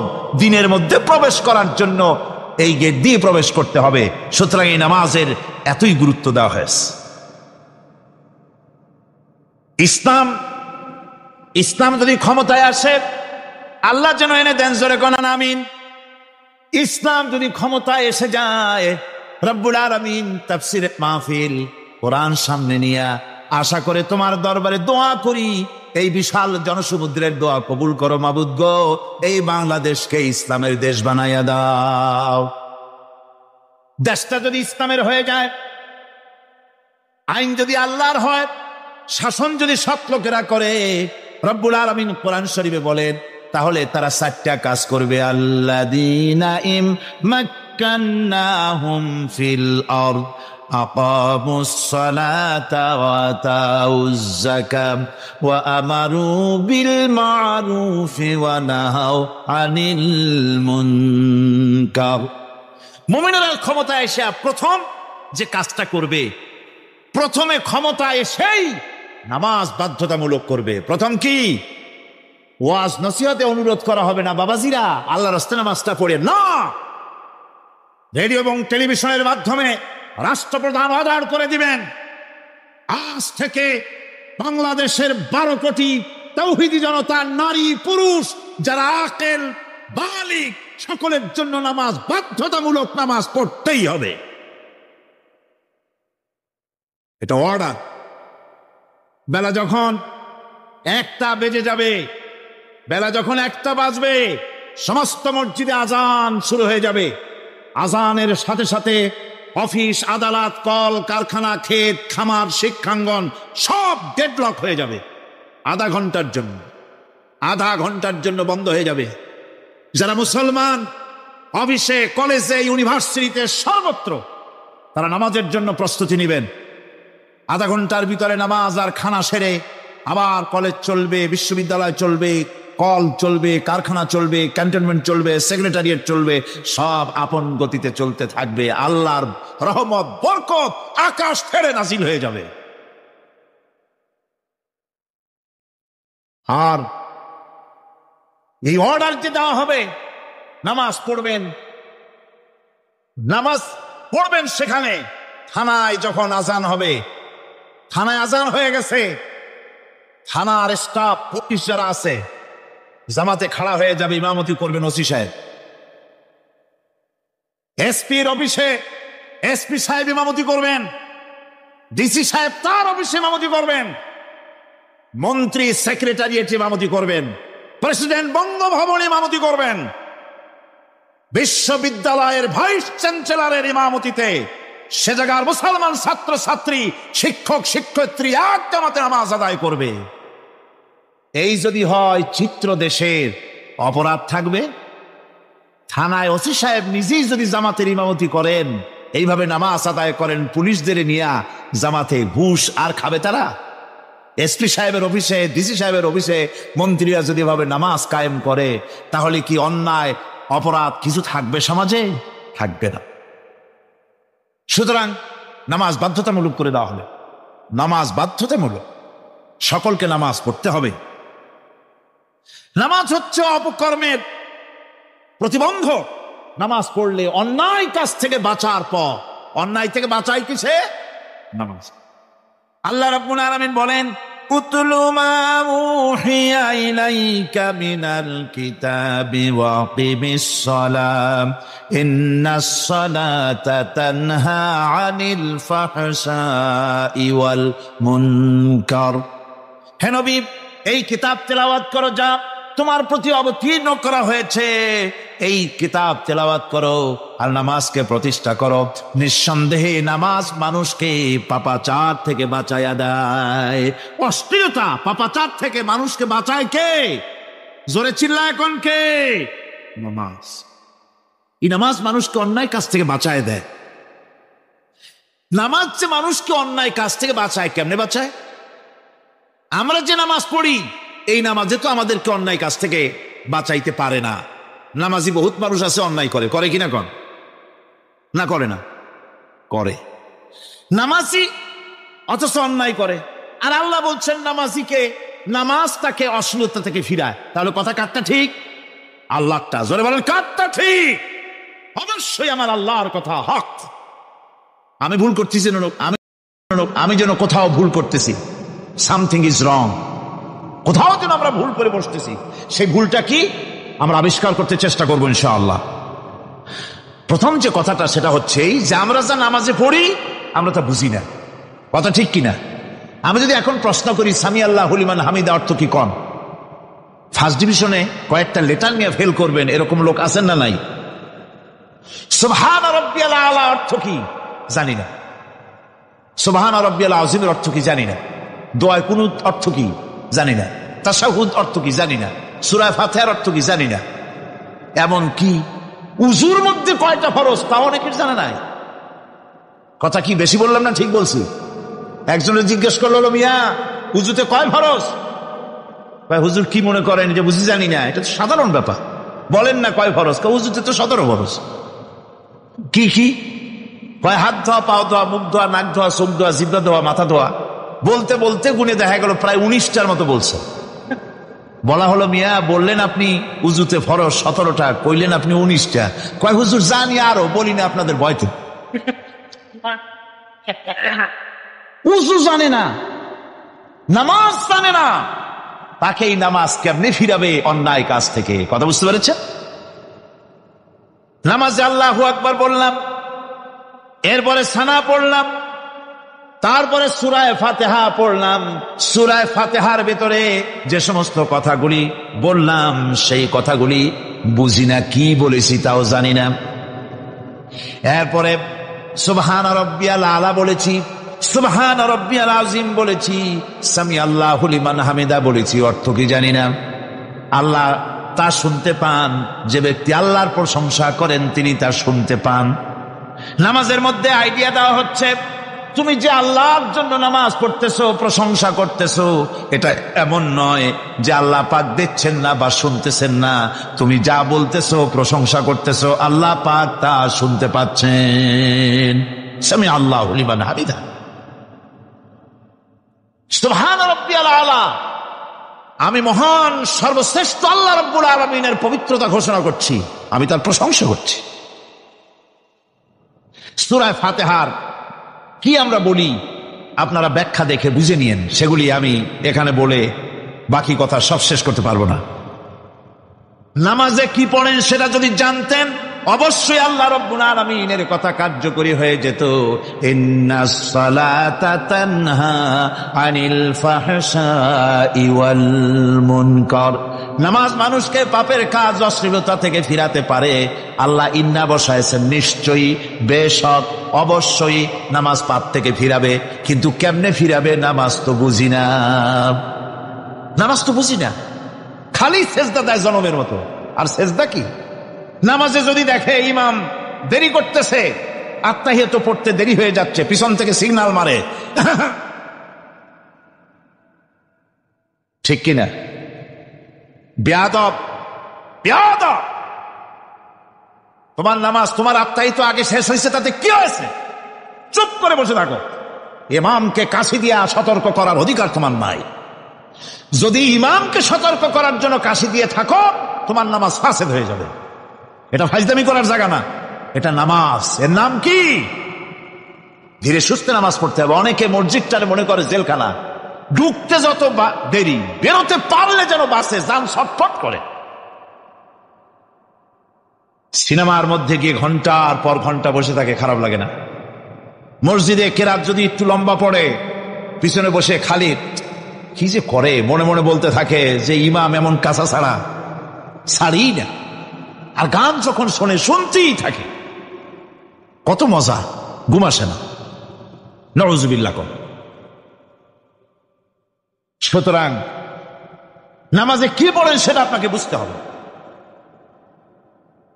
সঠিকভাবে নামাজ পড়ার পরও যদি কোনো মানুষের সঠিকভাবে, ভালো করে শোনেন, সঠিকভাবে নামাজ পড়ার পরেও যদি কোনো মানুষ পাপের থেকে না ফেরে, তাহলে বুঝতে হবে একথা, পানি আর সাবান দিয়া কাপড় ধুলে কাপড়ের ময়লা যাবে, কিন্তু পানি আর সাবান দিয়া কয়লা জনমের মতো ধুইলেও কয়লার ময়লা যাবে না। কথা বুঝে আসছে? এর থেকে আর উত্তম দৃষ্টান্ত আমার কাছে নাই। নামাজ পড়ার পরেও যদি চরিত্র ভালো না হয়, বুঝতে হবে নামাজ হচ্ছে না, কাঙ্ক্ষিত মানের নামাজ আদায় হচ্ছে না। আল্লাহর নবী বলেছেন, যার নামাজ পাপ কাজ হতে ফিরাতে পারলো না, তার নামাজ নামাজি নয়। আবার শুনুন, রাসূল বলছেন, যার নামাজ তাকে পাপের কাজ থেকে ফিরাতে পারলো না, তার নামাজ নামাজ নয়, ওটি নামাজ হয় নাই, যার জন্য তার পাপ থেকে তারে ফিরাইতে পারছে না। আর কিয়ামতের দিন বেনামাজিরা সবচাইতে বেশি অপমানিত হবে। সবচাইতে বেশি অপমানিত হবে কারা? বেনামাজিরা। কিভাবে? يوم يكشف عن ساق ويدعون إلى السجود فلا يستطيعون। সেদিন কঠিন সময় আল্লাহ রাব্বুল আলামিন লোকদেরকে সিজদা করার জন্য বলবেন, কিন্তু যারা বেনামাজি ছিল দুনিয়ায়, তারা সিজদা দিতে পারবে না। বলেন নাউযুবিল্লাহ।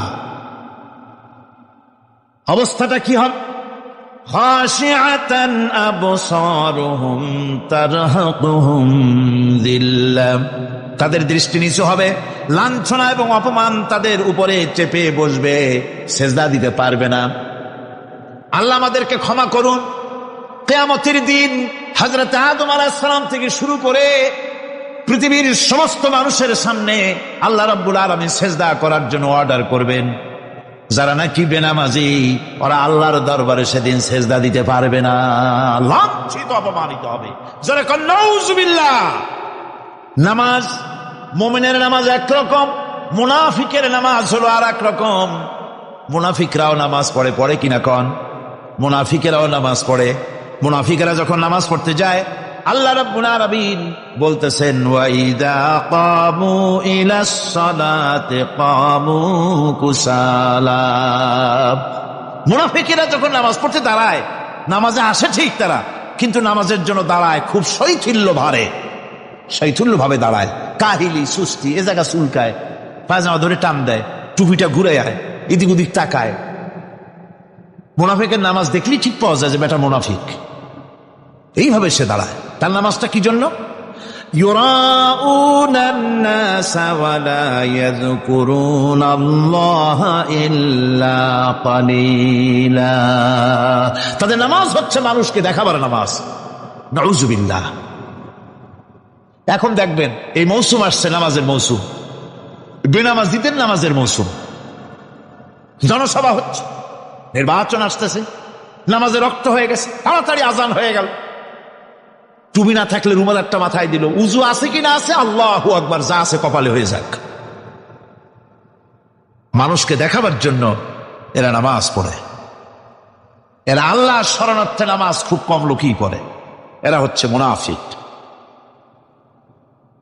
দুনিয়া এবং আখিরাতে কল্যাণের জন্য একমাত্র মাধ্যম হচ্ছে নামাজ। দুনিয়াও যদি কল্যাণ চাই, আখিরাতেও যদি কল্যাণ চাই, তাহলে এর জন্য কি করতে হবে? আমার কথা নয়, আল্লাহ রাব্বুল আলামিনের কথা শুনুন। রব্বুল আলামিন বলেন ক্বাদ আফলাহাল মুমিনুন আল্লাযীনা হুম ফি সালাতিহিম খাশিউন ওয়াল্লাযীনা হুম লিয-যাকাতি ফাঈলুন ওয়াল্লাযীনা হুম লিফুরুজিহিম হাফিজুন। নিশ্চিতভাবে সেই সব মুমিন কল্যাণ লাভ করবে, নিশ্চিতভাবে। তারা হচ্ছে ওই সব লোক যারা নিজেদের নামাজ ভীতি মিশ্রিত ভীতি মিশ্রিত অবস্থায় বিনয়ের সাথে যারা নামাজ আদায় করে, যারা বেহুদা কাজ থেকে বিরত থাকে, যারা যাকাতের পন্থায় কর্মতৎপর হয়, আর যারা নিজের লজ্জাস্থানকে হেফাজত করে। এরপরে আল্লাহ পাক বলেন ওয়াল্লাযীনা হুম লিআমানাতিহিম ওয়া আহদিহিম রাউন ওয়াল্লাযীনা আলা সালাওয়াতিহিম ইউহাফিজুন ওয়াল্লাযীনা আলা সালাতিহিম হাফিজুন। আর যারা তাদের আমানতকে পূর্ণ করে, আমানত এবং তাদের ওয়াদা চুক্তি পূর্ণ করে, এবং যারা নিজেদের নামাজ সমূহকে পূর্ণভাবে হক আদায় করে নামাজ পড়ে, নামাজের যারা হেফাজত করে, এরা কারা? এরা হচ্ছে উলাইকা হুমুল ওয়ারিসুন আল্লাযীনা ইয়ারিসুনাল ফিরদাউসা হুম ফিহা খালিদুন।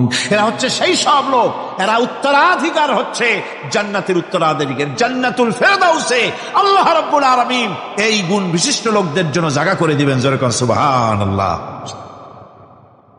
নামাজকে পড়তে বলা হয়নি, কোরআন শরীফে বলা হয়েছে নামাজ কায়েম করো। কি বলা হয়েছে কন্ত দেখি? নামাজ কায়েম করো, নামাজ পড়ো। এই কথা কিন্তু কোরআন শরীফে কোনো জায়গায় আছে নাকি? এখন কায়েম করা কারে বলে? একটা গুরুত্বপূর্ণ আরেকটি বিষয়। নামাজ কায়েম করতে বলা হয়েছে। কায়েম কি? কায়েমটা হচ্ছে দৃষ্টান্ত স্বরূপ বলা যায় যে জিনিসটা সমাজে প্রতিষ্ঠিত আছে ওইটারে বলে কায়েম হওয়া, আর যেটা প্রতিষ্ঠিত নাই ওটা কায়েম নাই। কায়েম মানে হলো প্রতিষ্ঠিত থাকা। যেমন আমাদের দেশে, আমাদের সমাজে নারী পুরুষ শিশু বৃদ্ধ সকলেই কাপড় পরা, শাড়ি পরা, লুঙ্গি পরা, এই কাপড় পরাটা কায়েম আছে, প্রতিষ্ঠিত আছে না নাই? যার কারণে কাপড় পরা সমাজে কায়েম আছে বলে উলঙ্গ মানুষ সমাজে খুঁজে পাওয়া যায় না, পাগল ছাড়া, ঠিক কিনা? একটা বাচ্চাকেও যদি উলঙ্গ হতে বলেন এখানে, 5 বছর 6 বছরের একটা বাচ্চাকেও, সে কিন্তু রাজি হবে না, ঠিক কিনা? যেহেতু কাপড় পরা সমাজে প্রতিষ্ঠিত আছে, সেহেতু উলঙ্গ মানুষ পাওয়া যায় না, কাপড় পরাটাই এখানে প্রতিষ্ঠিত। সুতরাং এখন অবস্থাটা এই হয়েছে, কাপড় পরা প্রতিষ্ঠিত আছে বলে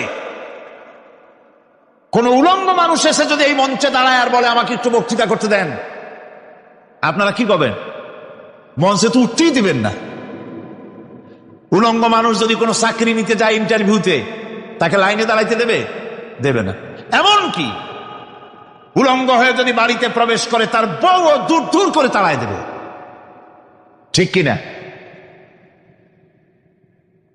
যেহেতু সমাজের ভিতরে কাপড় প্রতিষ্ঠিত আছে, সেই জন্য এই উলঙ্গ মানুষ পাওয়া যায় না।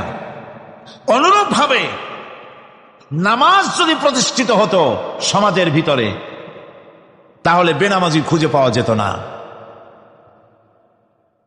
চাকরি করতে গেলে সেখানে নামাজ মানদণ্ড হয়ে যেত, নামাজ পড়ে কিনা তা দেখে নেওয়া হতো। বেনামাজি লোক পাওয়াই যেত না যদি প্রতিষ্ঠিত থাকতো। প্রথম প্রশ্নই হতো তুমি নামাজ পড়ো কিনা। ইলেকশনে যদি একজন উলঙ্গ মানুষ এসে দাঁড়ায়, ভাইরা এবার আমার বোতল মার্কা বাক্স, উলঙ্গ মানুষ এসে ভোটে দাঁড়াইছে, আপনারা ভোট দিবেন? দিবেন। ওই যে কাপড় প্রতিষ্ঠিত আছে বলে, লুঙ্গি প্রতিষ্ঠিত সমাজে আছে বলে উলঙ্গ মানুষকে আপনি ভোট দিবেন না। নামাজ যদি প্রতিষ্ঠিত থাকতো সমাজে, বেনামাজি মানুষ যদি এসে মঞ্চে দাঁড়ায়া যতই বলতো আমি ক্ষমতায় গেলে এই করব সেই করব, নামাজ প্রতিষ্ঠিত থাকলে পরে বেনামাজিরে কেউ ভোট দিত না। নামাজ যদি প্রতিষ্ঠিত থাকতো তাহলে অফিসের অফিসার তো দূরের কথা, বেনামাজি অফিসের ঝাড়ুদারের চাকরিও তার কিসমতে জুটত না যদি নামাজ প্রতিষ্ঠিত থাকত। এর নাম হলো নামাজ কায়েম হওয়া। নামাজ কায়েম থাকলে এই অবস্থার সৃষ্টি হতো। এই জন্য আল্লাহ পাক বলেছেন নামাজকে কায়েম করতে হবে। নামাজ হবে সব ভালো কাজের মানদণ্ড। সমস্ত ভালো কাজের মানদণ্ড কি? নামাজ। নামাজ আমাদেরকে বড় রকমের শিক্ষা দেয়। কি শিক্ষা দেয়? নামাজ আমাদের শিখায় ঐক্য আর ভ্রাতৃত্ব। ভ্রাতৃত্বের আর ঐক্যের শিক্ষা দেয়। এক নেতার আনুগত্য করা শিখায়। জামাত যত বড় হোক, ইমাম হবে কয়জন? একজন ইমাম হবে। আর এই ইমাম মানে কি? নেতা। ইমাম মানে কি? নেতা নির্বাচন শিখায় নামাজে। নেতা নির্বাচন কে শিখায়? নামাজ শিখায়। বোঝেন খুব ভালো করে। কিভাবে? মনে করুন চট্টগ্রাম শাহী মসজিদে ইমাম প্রয়োজন। এখন সেই ইমাম নেওয়ার জন্য ইন্টারভিউ কল করা হলো, বিজ্ঞাপন দেওয়া হলো পত্রিকায়। অনেক আলেম আসলেন। ইন্টারভিউ বোর্ডে যারা বসলেন তারা ইন্টারভিউটা কিভাবে নেবেন?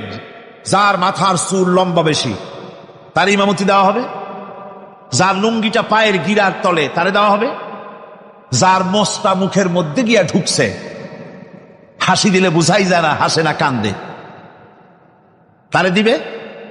দাড়িগুলা কামাইছে তারে দেবে। সিগারেট খায় বা অবশ্য চট্টগ্রাম আর সিলেটে সিগারেটের ফতোয়া ভিন্ন রকম। বরিশালে আমি যেখানে জন্মগ্রহণ করেছি, আমার এলাকায় কোনো আলেম যদি সিগারেট খায়, মসজিদের ইমাম তো ভালো, মসজিদ ঝাড়ু দিতেও ঢুকতে দেবে না মসজিদে। এটা এই এলাকার এক রকমের কায়দা। আমি এটার ব্যাপারে কথা নাইবে বললাম। তো আপনারা খুঁজে দেখবেন সে সিনেমা দেখে নাকি, মিথ্যা কথা বলে নাকি, বউ পর্দায় থাকে নাকি। এগুলি মাইক্রোস্কোপ যন্ত্র দিয়ে ইমামের মাথা থেকে পা পর্যন্ত দেখবেন কিনা কন? আচ্ছা এবার কন তো দেখি, এই ইমাম সাহেব ইমামতি করবে কতজন লোকের? 500, 1000। শাহী মসজিদে ধরেন 5000 লোক হইল। 5000 লোক, 5000 লোকের ইমাম নির্বাচনের সময় পা থেকে শুরু করে মাথা পর্যন্ত দেখেন, এমনকি বউ পর্যন্ত। বৌমনি আনিয়ে দেখেন না, পর্দায় থাকে কিনা এইটা আপনারা দেখেন, ঠিক কিনা? এ খবরটা নেন। 5000 লোকের একটা ইমাম বানাতে গিয়ে মাইক্রোস্কোপ যন্ত্র দিয়ে দেখেন মোষ কেমন, দাড়ি কেমন, চুল কেমন, পাও কেমন, হাত কেমন, হাতে নখ লম্বা কিনা, দাঁতে ছাতা কিনা, বউ পর্দায় থাকে কিনা, মিথ্যা কথা কয় কিনা, এত দেখেন। আর যখন নির্বাচন আসে তখন 2.5 থেকে 3 লক্ষ মানুষের জন্য একজন এমপি নির্বাচিত হয়। সেই ইমামকে বাছাই করার জন্য নামাজ পড়ে কিনা, জিনাকার কিনা, মদখোর কিনা, সুদখোর কিনা, ঘুষখোর কিনা, বদমাশ কিনা, বাছাই করা হয় না।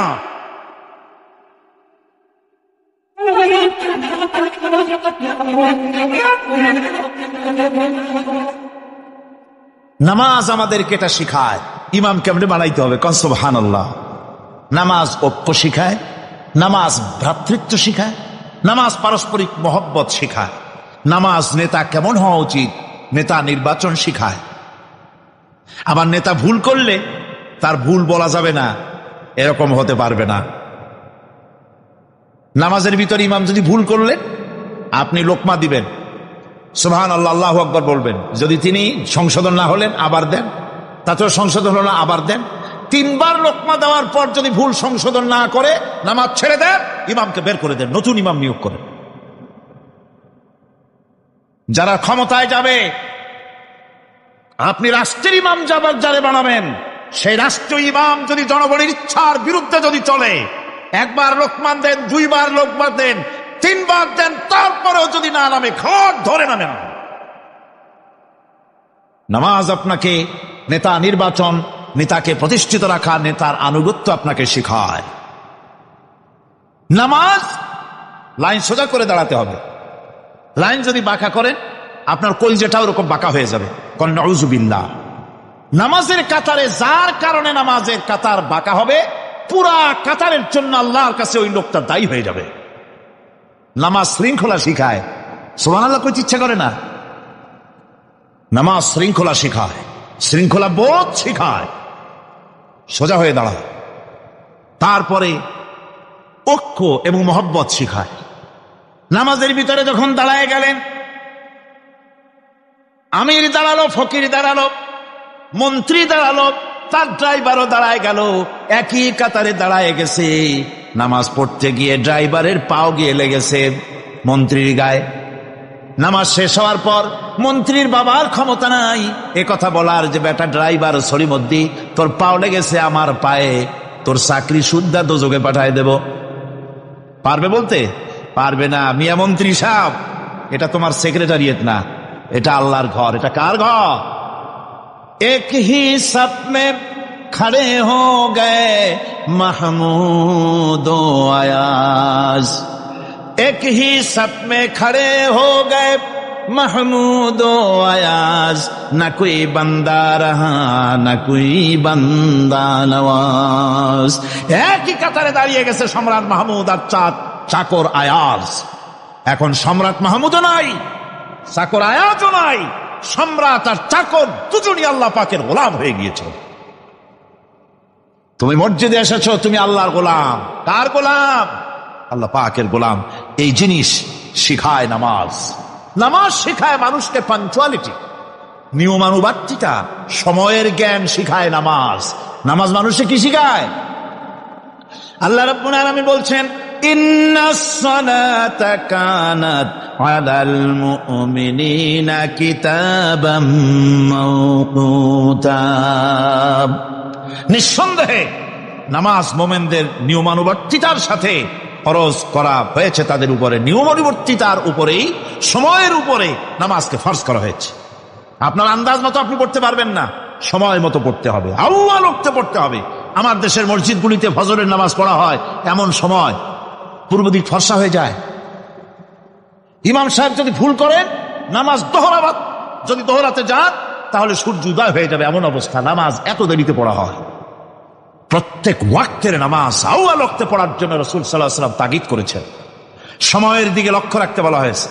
যেই জাতি, লক্ষ্য করুন, যে জাতি দৈনিক 5 বার টাইমলি, অক্ত মতো, সময় মতো নামাজ আদায় করতে হয়, দুর্ভাগ্যজনক সত্য, সেই জাতির কাছে সময়ের কোনো দাম নাই। সময়ের দাম নাই। 9টার গাড়ি কয়টায় আসবে? 9টার গাড়ি কয়টায় আসবে? একদিন দেখা গেল সত্যি 9টার সময় এসে গেছে। যাত্রীরা বলছে মাশাআল্লাহ, অন্তত একটা দিন তো 9টার সময় আসলো। স্টেশন মাস্টার বলছে না, খুশি হওয়ার কারণ নাই, আজকের না, এটা গতকালকেরটা। আমার আমেরিকার সফরের সময়, যে বাড়িতে আমি আমেরিকায় থাকি, কুইন্স এলাকায়, নিউ ইয়র্ক সিটিতে, সে বাড়িওয়ালা চাকরি করে। সে আমাকে বলল 10টি বছর আমি একটা ট্রেনে যাতায়াত করি। সে বলছে রাত 3:45 ট্রেনটা আসে, ওই ট্রেনে চড়ে সে তার কর্মস্থলে যায়। বলল 10টা বছর আমি এখানে আছি, 10 বছরের ভিতরে এই ট্রেনটা 1 মিনিটের জন্য এদিক ওদিক করলো না, ঠিক 3:45 এসে হাজির হয়ে গেছে। ঝড় হোক, বৃষ্টি হোক, স্নো পড়ুক, বরফ পড়ুক, টাইমলি চলতেছে। দুনিয়ায় ভিন্ন জাতিরা যে উন্নতি করে তার পেছনে সময়ের জ্ঞান তাদের অনেক বেশি আমাদের থেকে, কথা ঠিক কিনা? আমাদের সময়ের জ্ঞান নাই, সময়ের কোনো মূল্য আমরা দেই না। 2টার সময় মিটিং হবে, মন্ত্রী সাহেব আসেন 5টার সময়, ঠিক কিনা? বক্তৃতার জন্য সময় দেওয়া হয়েছে 20 মিনিট, নাহমাদু ওয়া নুসাল্লি আলা কইয়া সুর দিয়া 35 মিনিট গেছে নাহমাদু কইতে কইতে, সময় 20 মিনিট, তার মনেই নেই। এই যে সময়ের জ্ঞান নাই, এটা ব্যর্থতা। নামাজ মানুষকে সময়ের জ্ঞান শিখায়, কোন আলহামদুলিল্লাহ। এই সময়ের জ্ঞান আমাদেরকে শিখতে হবে। এবার আমি আপনাদের সামনে বলতে চাই, আল্লাহর নবী জনাবে মুহাম্মদ রাসূলুল্লাহ সাল্লাল্লাহু আলাইহি ওয়াসাল্লাম নামাজের ব্যাপারে কি বলছেন। এতক্ষণ তো আল্লাহর কথা শোনালাম, কার কথা শোনাইছে? আমার আল্লাহর নবী বলেন, নবীকে প্রশ্ন করা হলো, ইয়া রাসূলুল্লাহ আইয়ু শাইইন আহাব্বু ইনদাল্লাহি ফিল ইসলাম, ইসলামের মধ্যে আল্লাহর কাছে কোন জিনিসটা বেশি প্রিয়? আল্লাহর কাছে ইসলামের কোন জিনিসটা বেশি প্রিয়? হুজুর বললেন, আস-সালাতু লিওয়াক্তিহা, মান তারাকা সালাতান ফালা দীনা লাহু ওয়াস-সালাতু ইমাদুদ্দিন। আল্লাহর কাছে সবচাইতে বেশি প্রিয় হচ্ছে নামাজ। সবচাইতে প্রিয় কি? নামাজ। ওয়াক্তমত নামাজ আদায় করা আল্লাহ পাকের বেশি প্রিয়। আর এই নামাজ হচ্ছে দ্বীনের খুঁটি। এটা দ্বীনের কি? খুঁটি। এই যে খুঁটিগুলো আছে, খুঁটিগুলো ফালাই দিলে তারপর আপনার এই প্যান্ডেল থাকবে? থাকবে না। বিল্ডিং এর পিলার ভেঙে দেন, বিল্ডিং টিকবে? ঘরের খুঁটিগুলি উড়ায় ফেলেন, ঘর টিকবে? টিকবে না। দ্বীনের খুঁটি হচ্ছে নামাজ। লা দীনা লিমান লা সালাতা লাহু, যার কাছে দ্বীন নাই, যার কাছে নামাজ নাই, তার কাছে কি নাই? দ্বীন নাই, ঈমান নাই। আল্লাহর নবী বলেছেন, ওয়ান জাবির রাদিয়াল্লাহু তাআলা আনহু قال قال رسول الله صلى الله عليه وسلم بين العبد وبين الكفر ترك الصلاة। আল্লাহ পাকের নবী বলেন, আল্লাহর বান্দার মুমিন, আল্লাহর বান্দার কাফের, দুইজনের মধ্যে পার্থক্য হলো, যে ব্যক্তি নামাজ পড়ে সে আল্লাহর গোলাম, যে নামাজ পড়ে না সে কাফের হয়ে গেল। যে নামাজ পড়লো না সে কাফের হয়ে গেল। মান তারাকা সালাতান মুতাআম্মিদান ফাকাদ কাফারা, যে ব্যক্তি ইচ্ছে করে নামাজ ছেড়ে দিল সে কাফের হয়ে গেল। বলেন নাউযুবিল্লাহি মিন যালিক। এই জন্য নামাজ আদায় করা বাধ্যতামূলক প্রত্যেকটি মুসলমানের জন্য। রাসূল করিম সাল্লাল্লাহু আলাইহি ওয়াসাল্লাম একটা দৃষ্টান্ত দিয়েছেন, কারো বাড়ির সামনে যদি একটা নাহার থাকে, একটা পুকুর থাকে, একটা খাল থাকে প্রবাহিত, এতে যদি ওই বাড়িওয়ালা দৈনিক 5 বার গোসল করে, তাহলে তার গায়ে কি কোনো ময়লা থাকে? হুজুর, সাহাবীরা বললেন, না হুজুর, থাকে না। হুজুর বললেন, এটাই হলো নামাজের দৃষ্টান্ত। 5 ওয়াক্ত নামাজ যে আদায় করবে সে গুনাহ থেকে আল্লাহ পাক তাকে পবিত্র করে দিবেন। সুবহানাল্লাহি ওয়া বিহামদিহি। আমার ভাইয়েরা, নামাজ পড়লে পরে এক জুমা থেকে আর এক জুমা পর্যন্ত মানুষ যে সমস্ত গুনাহ করে, কবিরা গুনাহগুলি বাদে, শিরক আর কবিরা গুনাহগুলি বাদে যত গুনাহ আছে তার কাফারা হয়ে যায়। নামাজ যে সঠিকভাবে আদায় করবে, এই নামাজটা একটা কঠিন কাজ। নামাজটা কি কাজ? কে বলতেছেন এ কথা? আল্লাহ পাক। ওয়া ইন্নাহা লাকাবীরাতুন ইল্লা আলাল খাশিঈন। নামাজ একটা ভারী জিনিস, একটা কঠিন জিনিস। কাদের জন্য কঠিন নয়? যারা নাকি আল্লাহ পাককে ভয় করে। আল্লাযীনা ইয়াযুন্নুনা আন্নাহুম মুলাকু রাব্বিহিম ওয়া আন্নাহুম ইলাইহি রাজিউন। যারা নাকি একথা মনের ভিতরে ধারণা করে যে আল্লাহ রাব্বুল আলামিনের দরবারে আমার হাজির হওয়া লাগবে, মোলাকাত করা লাগবে, এই চিন্তা যারা করে তাদের জন্য নামাজ মোটেই কষ্টকর নয়, নামাজ মোটেই তাদের জন্য অসহনীয় নয়, বোঝা নয়, ভার নয়। তারা নামাজ আদায় ঠিকই করবে।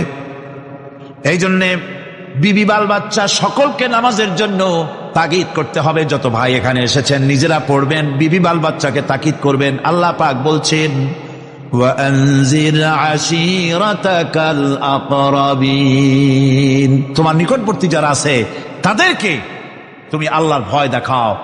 নামাজের জন্য তাদেরকে বলো, আল্লাহর ভয় তাদের অন্তঃকরণের মধ্যে সৃষ্টি করে দাও। আর এই নামাজ পড়তে হবে জামাতের সাথে। নামাজ পড়তে হবে কিছুর সাথে? জামাতের সাথে। রাসূল করিম সাল্লাল্লাহু আলাইহি ওয়াসাল্লাম বলছেন, হুজুরের কাছে, আল্লাহর নবীর কাছে হযরতে আবু হুরায়রা রাদিয়াল্লাহু তাআলা আনহু হাদিসটি বর্ণনা করেছেন। হুজুরের কাছে একজন অন্ধ লোক এলো। সেই অন্ধ লোক এসে বললেন, হুজুর আমি তো চোখে দেখি না, জামাতের যে গুরুত্বের কথা আপনি বললেন, আমাকে কি রুখসত দেওয়া যায় নাকি? আমি অনেক সময় সাথী সঙ্গী পাই না, আমাকে কি রুখসত দেওয়া যায় নাকি? হুজুর বললেন, হ্যাঁ তোমাকে রুখসত দেওয়া গেল। অন্ধ যখন হেঁটে যাচ্ছিলেন, নবীজি তাকে আবার ডাকলেন, ডেকে জিজ্ঞেস করলেন, অন্ধ নামাজের মসজিদের আজান কি তোমার কানে যায়? বলে, হ্যাঁ আমি আজান শুনি। হুজুর বললেন, আজানের জবাব দিবা, মসজিদে এসে জামাতে নামাজ পড়বা। একজন অন্ধকে রুখসত দেওয়া হয় নাই। মসজিদে আজান শোনার পর ঘরে বসে যদি নামাজ আদায় করেন, নামাজের হক আদায় হবে না। হুজুর সাল্লাল্লাহু আলাইহি ওয়াসাল্লাম বলেছেন, মসজিদে আজান হওয়ার পর যে ব্যক্তি ঘরে বসে নামাজ পড়ে, আমার ইচ্ছা হয় ঘরটা আগুন দিয়ে জ্বালায় দেই। কে বলতেছেন? রাহমাতুল লিল আলামিন বলতেছেন। রাহমাতুল লিল আলামিন বলতেছেন, ঘরের মধ্যে যদি মেয়ে লোক আর বাচ্চারা যদি না থাকতো, তাহলে আমার ইচ্ছা হয় আমি বলি আগুন দিয়ে ঘরটারে জ্বালায় দাও। এই ঘরের মহব্বতেই তো সে বাইর হয় না। নামাজের এত বড় গুরুত্ব দেওয়া হয়েছে। আমার বন্ধুগণ, এই নামাজের জামাতি আল্লাহর নবী জীবনের শেষ নামাজ জামাতে আদায় করেছেন। জীবনের শেষ নামাজটাও জামাতে আদায় করলেন। তখন তার এমন অবস্থা, এত অসুস্থ, দাঁড়াতে পারেন না, হাঁটতে পারেন না। দুইজন সাহাবীর কাঁধের উপরে ভর করে তারপরে বহু কষ্ট করে মসজিদে গিয়ে নামাজ আদায় করেছেন। খুতবা দিয়েছেন। বললেন, খুতবা দিতে গিয়ে বললেন, আজ থেকে মসজিদে নববীর চতুর্দিকের সকলের দরজা বন্ধ হয়ে যাবে, শুধু আবু বকরের দরজাটা খোলা থাকবে। আল্লাহর নবী বললেন, আল্লাহ রাব্বুল আলামিন এই পৃথিবীতে তার এক বান্দাকে জাগতিক সব সম্পদ দিতে চেয়েছিলেন, কিন্তু সে বান্দা সব জাগতিক সম্পদকে উপেক্ষা করে মাবুদের সঙ্গে দেখা করা বেশি জরুরি, বেশি পছন্দ মনে করেছেন। এতটুকুন কথা নবীজি বললেন, কেউ কিছু বুঝলো না। হযরতে আবু বকর রাদিয়াল্লাহু তাআলা আনহু হুজুরের এই কথা শুনে কাঁদতে কাঁদতে তিনি অস্থির হয়ে যাচ্ছেন। সাহাবীরা চিন্তা করলেন, হুজুর কান্না কার কথা বলেছেন, তাতে কান্নার কি আছে? বয়োবৃদ্ধ জ্ঞান বৃদ্ধ হযরতে আবু বকর রাদিয়াল্লাহু তাআলা আনহু বুঝতে পেরেছেন, এই পৃথিবীর সব সম্পদ তো আল্লাহ হুজুরকেই দিতে চেয়েছিলেন। তিনি সমস্ত সম্পদকে উপেক্ষা করে তার মাবুদের সঙ্গে দেখা করার জন্য প্রস্তুতি নিয়েছেন। তার মানে হলো আল্লাহ নবীর বিদায় হয়ে যাবেন, আমরা নবী থেকে এতিম হয়ে যাব। নবীজি ঘরের মধ্যে প্রবেশ করলেন, প্রচন্ড জ্বর এলো। এই প্রচন্ড জ্বর নিয়ে তিনি শুয়ে আছেন, কখনো বেহুশ কখনো হুশ। এর মধ্যে সারা আজান হয়ে গেল। সাহাবীরা বহুক্ষণ অপেক্ষা করে হযরত আবু বকরের ইমামতিতে নামাজ শুরু করলেন। হুজুরের হুশ এলো। প্রশ্ন করলেন, আয়েশা রে, এখন কোন সময়? হযরত আয়েশা বলেন, ইয়া রাসূলুল্লাহি, মসজিদে নববীতে নামাজ শুরু হয়ে গেছে। সাহাবীরা অনেকক্ষণ অপেক্ষা করে আমার বাবার ইমামতিতে নামাজ পড়তেছে সবাই, কিন্তু সাহাবীরা কেঁদে কেঁদে নামাজের মধ্যেই কাঁদতে কাঁদতে অস্থির হয়ে যাচ্ছে।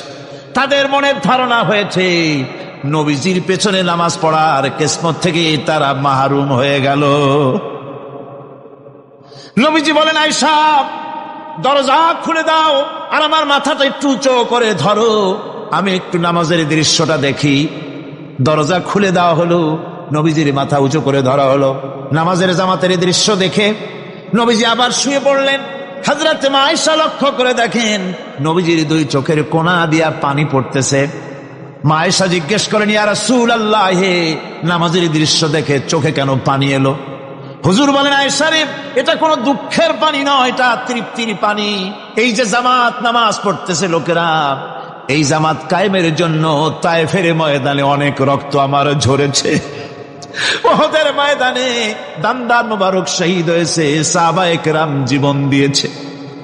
এই যে জামাত আমি দেখতে পেলাম, ভবিষ্যতের একটা ছবি যেন চোখে ধরা পড়লো। আমার মনে হলো কিয়ামত পর্যন্ত এই পৃথিবীতে আমার যত উম্মত আসবে তারা এইভাবে করে জামাতে নামাজ আদায় করবে। নবীজি মাথার কাছে মালাকুল মউত যখন এসে গেছেন, আমার ভাইরা, এই পৃথিবীতে যত নবীরা এসেছিলেন, মৃত্যুর সময় সমস্ত নবীরা শেষ কথা যেটা বলেছেন, হাদিস, সমস্ত নবীরা উম্মতের জন্য মৃত্যুর মুহূর্তে শেষ কথা যেটা বলেছেন সেটা হলো আসসালাত, আসসালাত, নামাজ, নামাজ।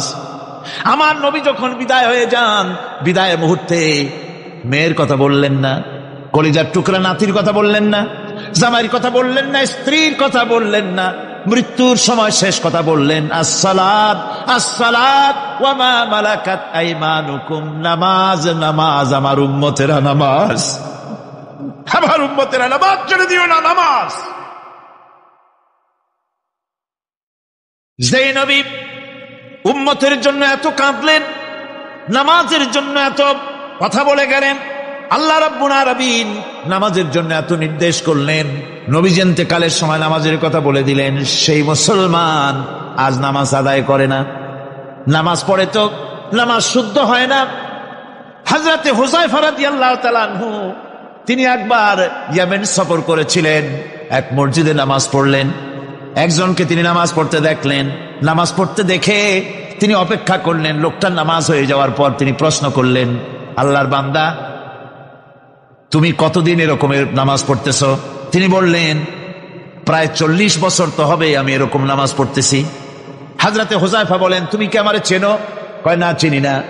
হযরত হুযায়ফা বললেন, আল্লাহর বান্দা শোনো, আমি হচ্ছি আল্লাহর নবী মুহাম্মদুর রাসূলুল্লাহ সাল্লাল্লাহু আলাইহি সাল্লামের সাহাবী হুযায়ফা।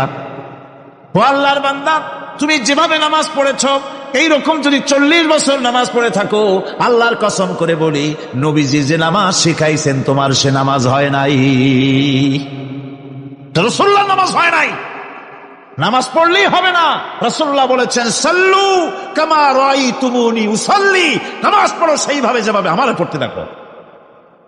বিশ্বাস করুন ভাইরা, নামাজ যদি না হয়, হরতাল করিয়া, মিছিল করিয়া, বিক্ষোভ করিয়া, যে কোনো আন্দোলন করে ইসলামকে বিজয়ী করা যাবে না যতক্ষণ পর্যন্ত নামাজ সহি না হবে।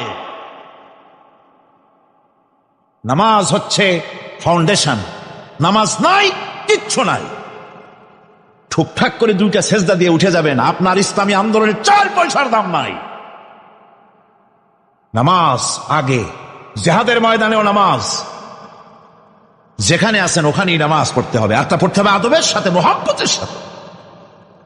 আপনারা বিরক্ত হচ্ছেন না তো? অন্তত এক তাসবিহ পরিমাণ তো বটেই। যদি তা না হয়, রুকুর থেকে দাঁড়ালেন, সেজদায় চলে গেলেন, ওয়াজিব তরক হলো, সেজদা দিলেন না, নামাজ ফাসেদ হয়ে গেল, নষ্ট হয়ে গেল নামাজ। এটা পাগলামি না, নামাজ সহিভাবে আদায় করতে হবে। নামাজ থেকে দাঁড়াবেন, রুকুর থেকে দাঁড়ায় গেলেন, বলবেন রব্বানা